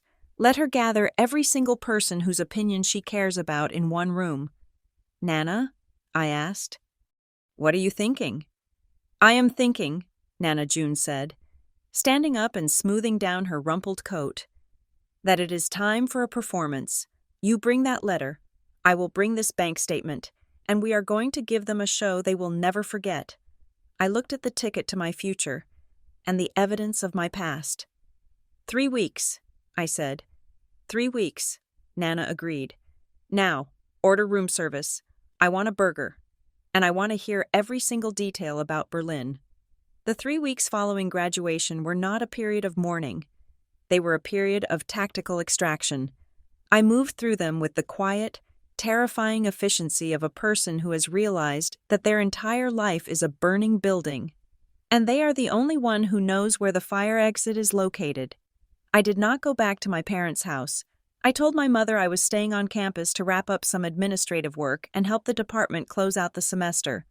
It was a lie, but it was a lie she was happy to accept, because it meant she did not have to deal with the awkward reality of my presence. She did not have to look at me and remember the empty chairs. I spent those 21 days in a state of suspended animation, living out of 2 suitcases in a sublet room I found on Craigslist for $300. My life became a checklist of logistics. First, the visa.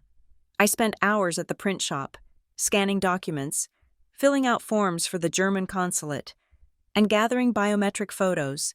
I expedited the shipping, paying an extra $80 I could barely afford, just to make sure the stamp was in my passport before the deadline. Second, the interim plan. The fellowship in Berlin did not start until September. It was currently February. I needed a bridge. I reached out to a contact doctor. Porter had given me at the Northbridge Policy Lab in Washington, D.C. They were looking for summer interns. I sent my resume, my thesis, and the acceptance letter from the Archer Fellowship. They hired me 48 hours later. It was a paid position, enough to cover my airfare and a deposit on a German apartment. Third, the silence. My mother called exactly once a week, on Tuesday evenings, usually while she was driving home from the grocery store. Hi, honey, she would say, her voice tinny over the car Bluetooth. Everything good? How is the job hunting going? It is going fine. Mom, I would reply, staring at the browser tab where I was looking at flats in the Kreuzberg district of Berlin. I have a few leads. That is good. Just don't be too picky. You know, your father was saying that the insurance agency in town is hiring receptionists. It is steady work, and you would be close to home. I will keep that in mind. Great. Oh, we need to coordinate for Nana's birthday. I am thinking we do a potluck style to save some money after the Super Bowl party. That party was expensive. Erin, you have no idea. She never asked why I hadn't come home. She never asked about the graduation speech. She just assumed I was paused in time, waiting for her directions. My father did not call at all. He sent one text message 2 days after the Super Bowl. It was a picture of Dylan throwing a football in the backyard with the scout. Jim Halloway. The caption was just 2 words. Big things. And then there was Dylan.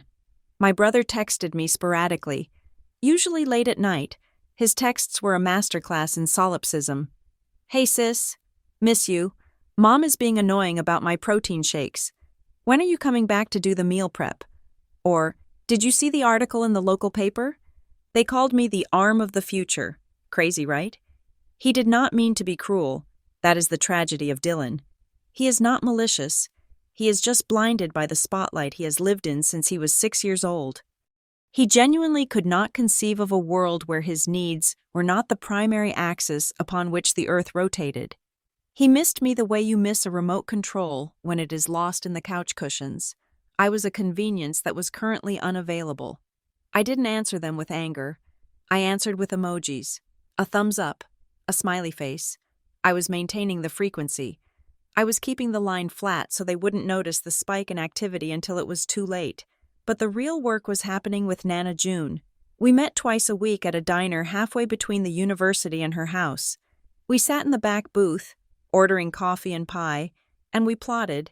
It felt less like planning a birthday party and more like planning a coup. I invited the Millers, Nana said one afternoon, sliding a handwritten guest list across the Formica table. And the Robinsons, and your great-aunt Carol. I looked at the list. Aunt Carol? She lives 3 states away.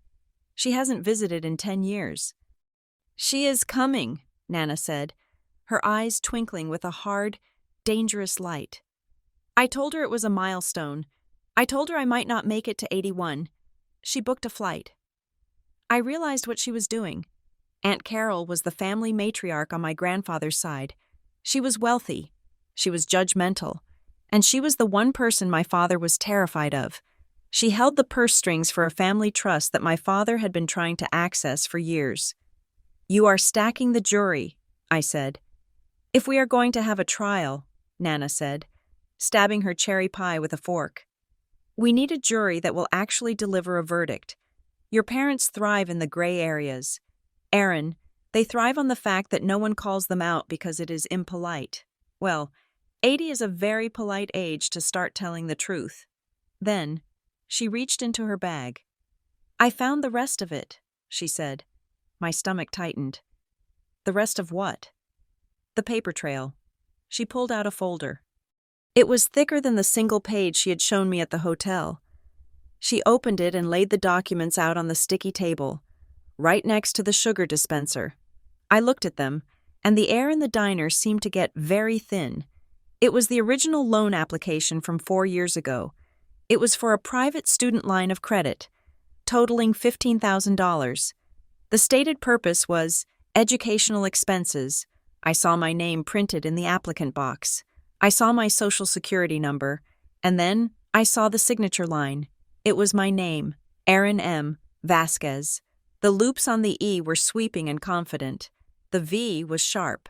It looked almost exactly like my signature. Almost. I was in a physics lab when this was signed, I said, my voice barely a whisper. I remember that day. It was a Tuesday. I had a 3-hour lab. I was nowhere near the bank. I know, Nana said. Look at the cosigner. My father's signature was right next to it. Authentic. And look at this. Nana pointed to the disbursement record attached to the back. The money didn't go to my university. It didn't go to my checking account. It was wired directly to Elite Performance Camps, LLC, and Gridiron Gear Pro Shop. $8,000 for a 6-week quarterback immersion camp in Florida. $3,000 for equipment. $4,000 for nutritional consulting. I stared at the numbers. They hadn't just borrowed money in my name.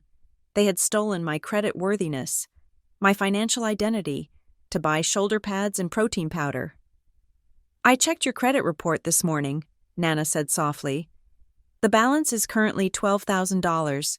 They have been paying the interest only for 4 years. They haven't touched the principal. $12,000, I repeated. It was a number that felt like a shackle.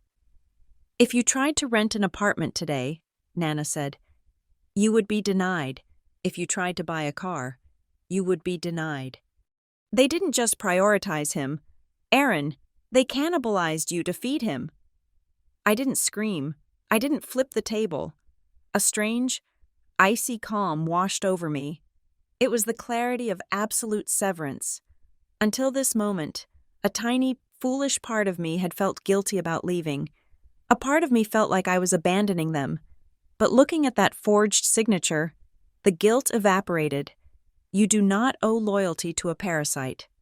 Can I keep this? I asked. It is yours, Nana said. It is the evidence. I put the folder in my bag. Okay. Are you ready for Saturday? She asked. I am ready. You know what will happen, she warned. Once we do this, there is no going back to Sunday dinners. There is no going back to pretending. I don't want to go back, I said. I want to go forward. 2 days later, I sat in front of my laptop at 3 a.m. The screen glowed in the dark room. I had a browser window open to a travel site. Flight 782. Dulles International to Berlin-Brandenburg. One way. The price was $740. It was a lot of money. It was almost everything I had left in my savings account. I moved the cursor over the confirm button. My phone buzzed on the desk. It was a text from my dad. It was the first time he had texted me directly in a month. Hey, make sure you dress nice for Nana's party. Aunt Carol is coming. We need to make a good impression. Dylan is going to wear a suit. I stared at the message. Make a good impression. Even now. Even for his own mother's birthday. The goal was not celebration. The goal was image management. The goal was to present a tableau of the successful, happy Vasquez family so that Aunt Carol might sign a check. I looked back at the flight confirmation screen. I didn't hesitate. I clicked the mouse. Booking confirmed. I let out a breath I felt like I had been holding since I was 12 years old. I had a seat number. I had a departure time. It was 48 hours after the party. I printed the ticket. I folded it into a perfect square. I placed it in my wallet, right behind my driver's license. I stood up and walked to the window.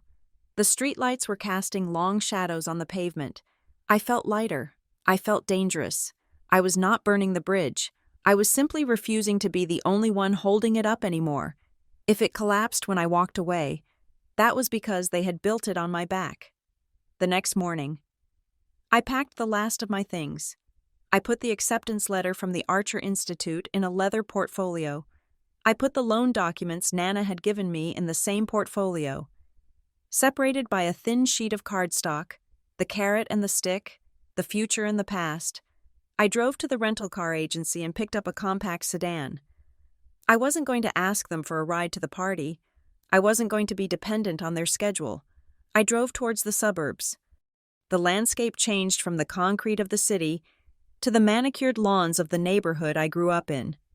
I passed the high school football stadium, the temple where Dylan was worshipped. I passed the grocery store where my mother bought the food I wasn't allowed to eat because it was for the athlete. I pulled up to Nana June's house. It was a small, white bungalow with flower boxes that were currently empty for winter. Nana was waiting on the porch. She was wearing a purple dress with sequins that caught the light. She looked like a warrior queen disguised as a grandmother. "You're here?" she said as I walked up the steps. "I'm here." "Did you bring it?" I tapped my bag. "Everything." "Good," she said. "Your mother called me this morning. She asked if I wanted Dylan to give a toast first. She said he has big news to share." I laughed. Of course he did. "Let me guess. He got a camp invite?" "Better," Nana said, her lip curling. "He got a verbal commitment from an agent. Not a contract, just a conversation, but your parents are treating it like he just signed with the Patriots." "Let him speak first," I said. "Let them blow the balloon up as big as it can go. And then?" Nana asked. "And then?" I said. "We pop it." We went inside to wait. The guests would be arriving in 2 hours. I sat in Nana's kitchen, drinking water, feeling the cool paper of the flight ticket against my hip through the fabric of my dress. I was not afraid. I was not sad. I was simply done. The reckoning was coming. And for the first time in the history of the Vasquez family, the script had not been written by my father. It had been written by the invisible girl, and she had a very different ending in mind. The living room of Nana June's bungalow was not designed to hold 40 people, but my mother had managed to cram them in. It was a masterclass in forced intimacy. The air was thick with the smell of Nana's pot roast and the heavy, floral perfume of my great-aunt Carol, who sat in the corner like a judge presiding over a sentencing hearing. I sat on a folding chair near the bookshelf, clutching a glass of iced tea. I was wearing the same navy dress I had worn under my graduation gown. It felt like armor. My leather portfolio rested against my leg. Heavy with the ammunition I had spent 3 weeks compiling, the party was in full swing. which meant the Dylan Vasquez show was broadcasting live. My brother was wearing a gray suit that was slightly too tight across the shoulders, a visual reminder of his athletic build. He was holding court in the center of the room, flanked by my parents. My father had his hand on Dylan's shoulder, a gesture of possession and pride. My mother was flitting between groups of guests, refilling drinks and dropping unsubtle hints about big things on the horizon. Nana June stood by the fireplace. She was wearing her sequined dress, and she looked regal. She tapped a spoon against her crystal wine glass. The sharp ding-ding-ding cut through the chatter. "Quiet down, everyone," she said. Her voice was strong, belying her 80 years.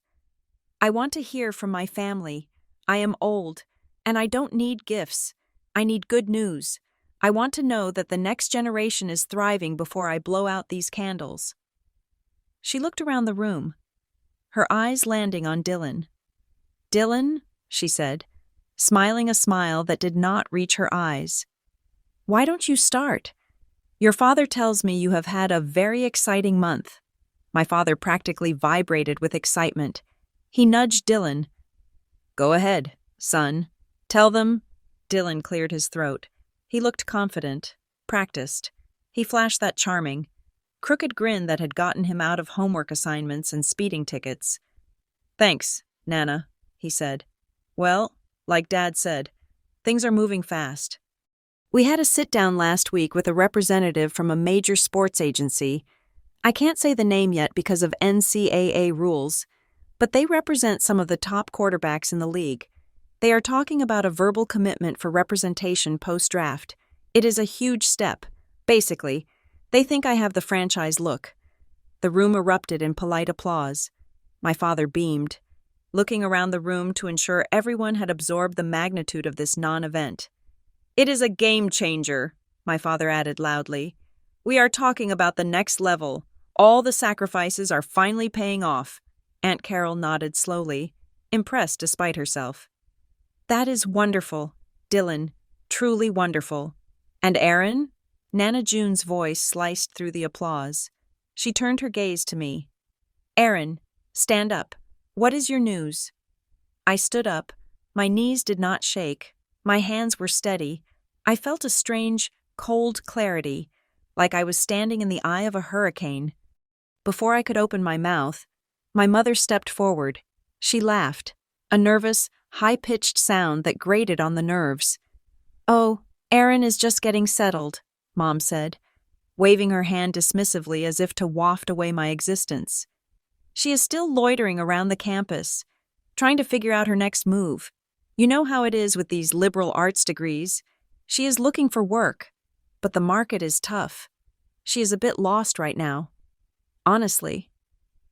The room went quiet. It was an awkward silence. My mother had just publicly labeled me a failure to elevate Dylan's success by comparison. "Actually," I said. My voice was not loud, but it projected to every corner of the room. "That is not true." My mother froze. Her smile faltered. "Aaron, honey, don't be embarrassed. We are all family here." "I am not embarrassed," I said. I bent down and picked up the portfolio. "And I am not looking for work. I have already found it." I unzipped the leather case. The sound was like a zipper closing on a body bag. I pulled out the acceptance letter from the Archer Institute. I walked over to Aunt Carol. I knew that if I convinced the matriarch, the rest of the room would follow. "I was awarded the Archer International Research Fellowship," I said, handing the letter to Aunt Carol. "It is a fully funded position at the Königsfeld Institute in Berlin, Germany." Aunt Carol put on her spectacles. She read the letter. Her eyebrows climbed toward her hairline. "Full funding?" she asked, her voice sharp. "Housing, travel, and a stipend of 32,000 euros? "Yes, ma'am," I said. "And a 15,000 euro research budget." The room gasped. 32,000 euros. To a room full of middle-class suburbanites. That was a tangible, shocking number. It was more than a verbal commitment from an agent. It was real money. "Berlin?" Uncle Steve asked, stepping forward. "You are moving to Germany?" Yes, I said. I leave in 48 hours. My mother looked stunned. She blinked rapidly, her brain trying to recalibrate the narrative she had spun. Well, she stammered, that is a surprise. You never mentioned this. We could have celebrated. Celebrated? I repeated the word. I turned to face my parents. I looked at my father, who was frowning, and my mother, who looked like she was trying to swallow a lemon. I received this letter on Sunday, February 11th, I said. I let the date hang in the air. I opened it in the parking lot of the football stadium, I continued. Right after I gave the valedictorian speech to 3,000 people, I wanted to tell you, I really did. But when I called home that weekend, you told me not to bother coming back because you were too busy with the Super Bowl party. The silence in the room changed texture. It went from awkward to heavy. It was the silence of judgment. People shifted in their seats. Mrs. Gable, the neighbor who had seen me that day, covered her mouth with her hand. You missed her graduation for a party? Aunt Carol asked. Her voice was ice cold. She looked at my father with an expression of profound disappointment. Mark, is that true? It was a networking event, my father sputtered, his face turning red. For Dylan, it was crucial. Holloway was there. So you skipped your daughter's graduation, Aunt Carol said, to watch football with a scout. It wasn't just football, my mother cried out, sensing the tide turning. It was for the family. We do everything for the family. We have to prioritize where the potential is. Potential, Nana June said. She stepped away from the fireplace. She was holding the manila envelope. That is an interesting word. Tracy, you talk a lot about investing in potential, but let's talk about where the money for that investment actually came from. My father's eyes locked onto the envelope in Nana's hand. I saw the color drain from his face. He recognized it. Mom, he said, his voice warning. Don't what? Nana June asked. Don't tell the truth? It is my birthday. Mark, I can do whatever I want. She walked over to Uncle Steve. Steve was a loan officer at the local credit union. He knew paperwork. He knew fraud. Steve, Nana said, take a look at this. Tell me what you see. She handed him the loan documents. Steve opened the folder. He adjusted his glasses. He looked at the paper. Then he looked at me. Then he looked at my father. This is a private student loan, Steve said slowly. $12,000. Borrower is Aaron Vasquez. I didn't take out that loan, I said clearly. I was in a physics lab when it was signed. Steve looked at the signature. He looked at the disbursement record. The funds were wired to Gridiron Gear and elite camps. He looked up, his face grim. Mark, this is a mess. This is a private loan in Aaron's name, but the money went to Dylan's training? We needed the bridge loan, my father shouted. He was cornered now. We were tapped out. The house equity was gone. We had to pay for the camp or Dylan would have lost his spot. It was a family decision. It was not a family decision, I said. I was never asked. I was never told. I found out 3 weeks ago when Nana showed me my credit report. You forged her signature? Aunt Carol asked. She stood up. She was trembling with rage. You stole from one child to pay for the other? It is not stealing, my mother shrieked. She was crying now. Ugly, panicked tears. It is all the same pot. When Dylan makes it to the league, he pays it all back. Everyone wins. Aaron, you know we would have paid it off. We have been paying the interest. You used my name, I said. You ruined my credit score. If I hadn't gotten this fellowship, I couldn't even rent an apartment because of the debt you piled on me. You treated me like a spare battery you could drain to keep him running. I looked at Dylan. He was standing in the middle of the room, alone. My parents had moved away from him to defend themselves. He looked at the loan document in Steve's hand. He looked at me. For the first time in his life, the bubble had popped. You, Dylan stammered. He looked at our dad. You guys told me the camp gave me a scholarship. You said I got a merit waiver. We had to tell you that, Dad said, pleading with him. To keep your confidence up, you can't play well if you are worried about money. So you stole it from Aaron? Dylan asked. His voice cracked. He looked at me, horror dawning in his eyes. He wasn't a villain. He was just a boy who had been told he was a god, realizing suddenly that his temple was built on a graveyard. Aaron, I didn't know. I swear to God, I didn't know. I know you didn't, I said. That is the worst part, Dylan. They protected you from the truth, and they sacrificed me to do it. The room was suffocating. My parents were pariahs. The neighbors were whispering. Aunt Carol was looking at my father with pure disgust. The good family image was shattered into 1,000 irreparable pieces. We can fix this, my mother sobbed, reaching out toward me. Aaron, please, don't do this to us in front of everyone. We can transfer the loan. We can work it out. Just don't leave like this. I am not leaving like this, I said. I am just leaving. I reached into my portfolio one last time. I pulled out a single sheet of paper. It was the printout of my boarding pass. I held it up. It was a small, flimsy piece of paper, but in that room, it held more power than a judge's gavel. I bought this 3 weeks ago, I said. One way, to Berlin. When? My father asked. His voice was a rasp. He looked defeated. He looked old.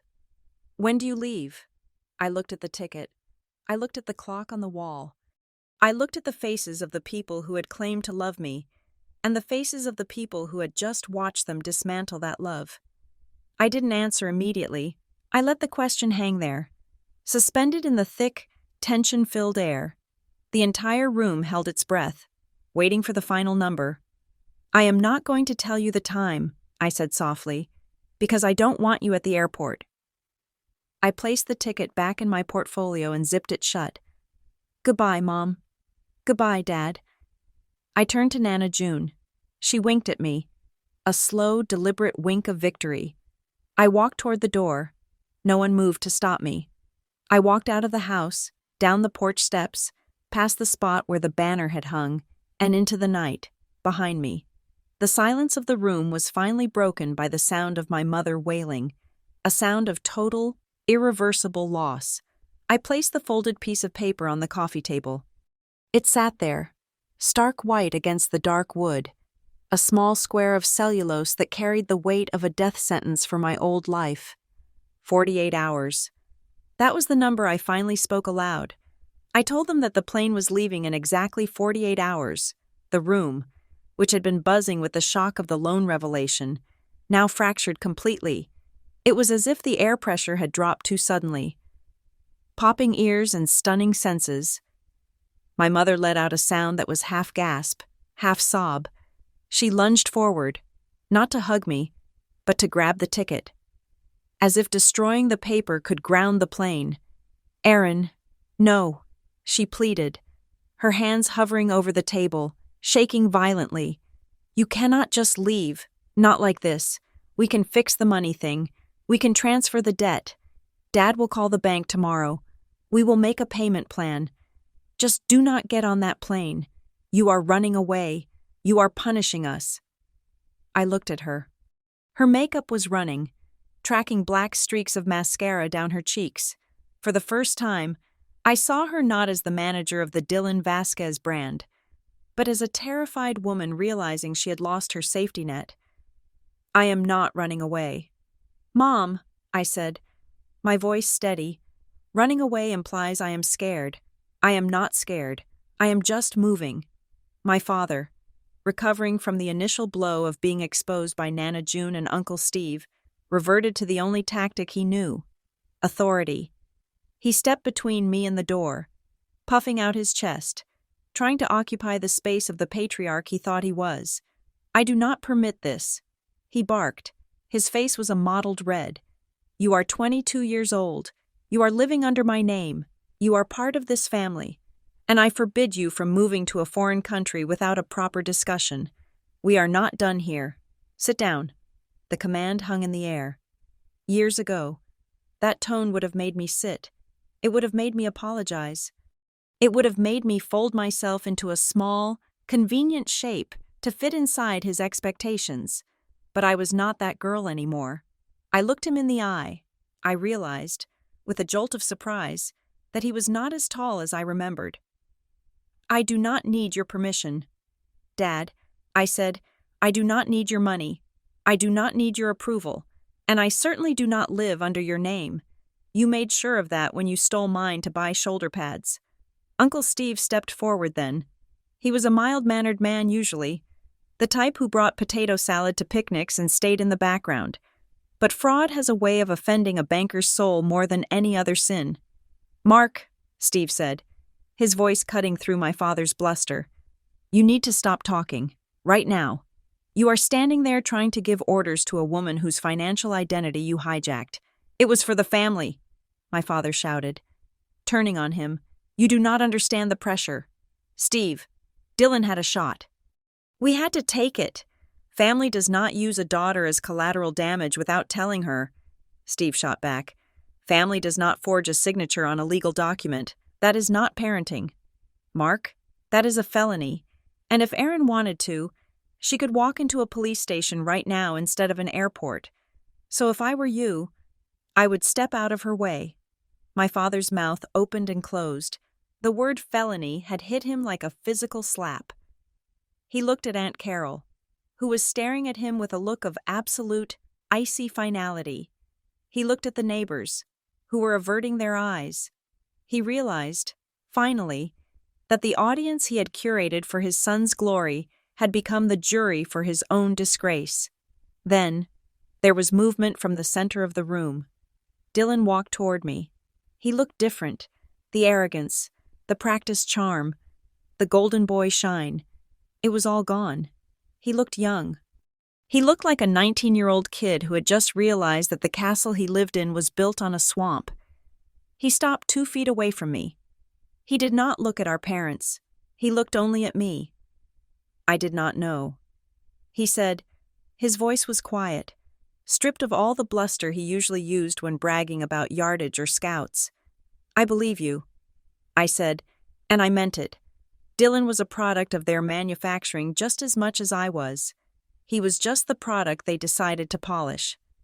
While I was the scrap metal they sold to keep the factory running. "I am sorry," he said. Tears welled up in his eyes. "I am so sorry. Erin, I spent my whole life thinking I was special. I thought the lights were just always on for me. I never looked over to see that you were standing in the dark holding the switch." It was the most intelligent, self-aware thing he had ever said. "It is not your fault, Dylan," I told him. "You were the golden child. It is hard to see the shadows when you are the one shining. But now you know." I turned back to my parents. They were huddled together, looking small and defeated. My mother was sobbing into a napkin. My father was staring at the floor. "I am not doing this to hurt you," I said. I wanted them to understand this. It was crucial. I am not leaving out of spite. I am not leaving to teach you a lesson. I am leaving because I finally found a place where I am not an option. I found a place where I am the priority. And I like the way that feels. I picked up my portfolio. I walked over to Nana June. She was standing by the fireplace, her face glowing with a fierce, triumphant pride. She looked like a general who had just won a war without firing a single shot. She reached out and cupped my face in her hands. Her palms were warm. "Go," she whispered. She turned to my parents, who were watching me with a mixture of grief and panic. "She is not leaving because she hates you," Nana said, her voice ringing out like a church bell in the silence. "She is leaving because you taught her that if she was drowning, you would throw Dylan a towel. So she learned to swim, and now she is swimming away. You have no one to blame but the water you put her in." That was the closing argument. That was the seal on the verdict. I walked to the door. My father did not try to stop me this time. My mother did not call out. They stood there, paralyzed by the truth, watching their safety net, their backup plan, their invisible daughter walk out the front door and into the night. The next 48 hours were a blur of finality. I did not sleep. I spent the time cleaning the sublet, returning the rental car, and sitting in Nana June's kitchen drinking coffee and memorizing the lines of her face. We did not talk much. We did not need to. We just existed in the same space. Two women who had broken the cycle. My phone was a constant source of noise. My mother called 12 times. My father sent long, rambling text messages alternating between guilt-tripping me about abandoning the family and begging me to sign a document that would retroactive validate the loan so they wouldn't face legal trouble. I did not block them. I simply did not answer. I watched the names flash on the screen like distress signals from a sinking ship, and I let them fade into the dark. 2 days later, at the airport. The terminal was loud and chaotic. It smelled of floor wax and stale coffee. To anyone else, it might have been stressful. To me, it felt like a sanctuary. I stood at the check-in counter. The agent took my passport. She typed on her keyboard. "One way to Berlin?" she asked. "Yes," I said. "One way." She handed me the boarding pass. It was a flimsy piece of paper, but it felt heavier than the diploma, heavier than the loan documents. It was the deed to my own life. I walked through security. I sat at the gate. My phone buzzed one last time. I looked at it. It was not my parents. It was Nana June. Fly. And live like you cannot be forgotten. I smiled. A tear slipped down my cheek, but I wiped it away before it could fall. I boarded the plane. I found my seat. 14A, by the window. I stowed my bag overhead. I sat down and buckled the belt. The click of the metal buckle was the most satisfying sound I had ever heard. Before the flight attendant could tell us to put our devices in airplane mode, I had 2 final tasks to complete. I opened my email app on my phone. First, I drafted a message to Dr. Elaine Porter. Subject: Departure. Dr. Porter, I am on the plane. I have the envelope. I have the fellowship. And most importantly, I have the front door. Thank you for showing me where the handle was. I will see you in Berlin. I hit send. Then, I opened a new email. I addressed it to the fraud department of the bank that held the private student loan. I attached the scanned affidavit I had prepared with Uncle Steve's help the day before, stating that the signature on the loan documents was contested and demanding an immediate freeze on the account pending an investigation. I did not press charges. I did not want to see my father in handcuffs. That would have been a drama that kept me tethered to them. Instead, I simply froze the asset. I locked the account. They could not draw another dime. They could not use my name to buy another cleat or pay for another camp. If they wanted to keep that credit line open, they would have to pay it off themselves. If they defaulted, it was their problem to solve. I was severing the financial umbilical cord they had wrapped around my neck. Subject: Account dispute and freeze request. Aaron M. Vasquez. I hovered my thumb over the send button. I thought about the Super Bowl party. I thought about the empty chairs at graduation. I thought about the 4 years of instant noodles and silence. I hit send. It was done. The plane jolted as the tug pushed us back from the gate. The engines whined to life, a rising crescendo of power. I leaned my head back against the headrest. I closed my eyes. I felt the plane taxi to the runway. I felt the pause, the gathering of breath before the sprint, and then the surge. The force of the acceleration pressed me into the seat. We roared down the tarmac. I looked out the window. The ground was blurring.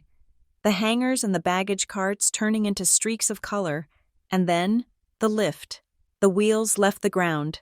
The rumble of the tires ceased, replaced by the smooth, pure sensation of flight. I looked down. The city was shrinking. The suburbs where I had grown up. The high school stadium where Dylan had thrown his passes. The house where I had been invisible. They were all becoming small. They were becoming insignificant. They were just grids and lines on a map that I was no longer standing on. I was not running away. Running away is a retreat. This was an advance. I was flying toward a city I had never seen, to do work that mattered, paid for by people who valued my mind. I took a deep breath. The air in the cabin was cool and processed, but it tasted sweet. They had lost me. Not because I was cruel, not because I was vengeful. They had lost me because I had finally woken up. The seatbelt sign chimed. I looked at the clouds beneath us. A white ocean separating me from the past. I am Erin Vasquez. I thought, and for the first time in my life, I am exactly where I am supposed to be. Thank you so much for listening to Erin's story. It is a journey of finding self-worth when the people who are supposed to give it to you fail to do so.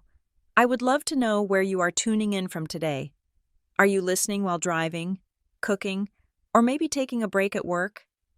Please drop a comment below and share your location and your thoughts on Erin's decision.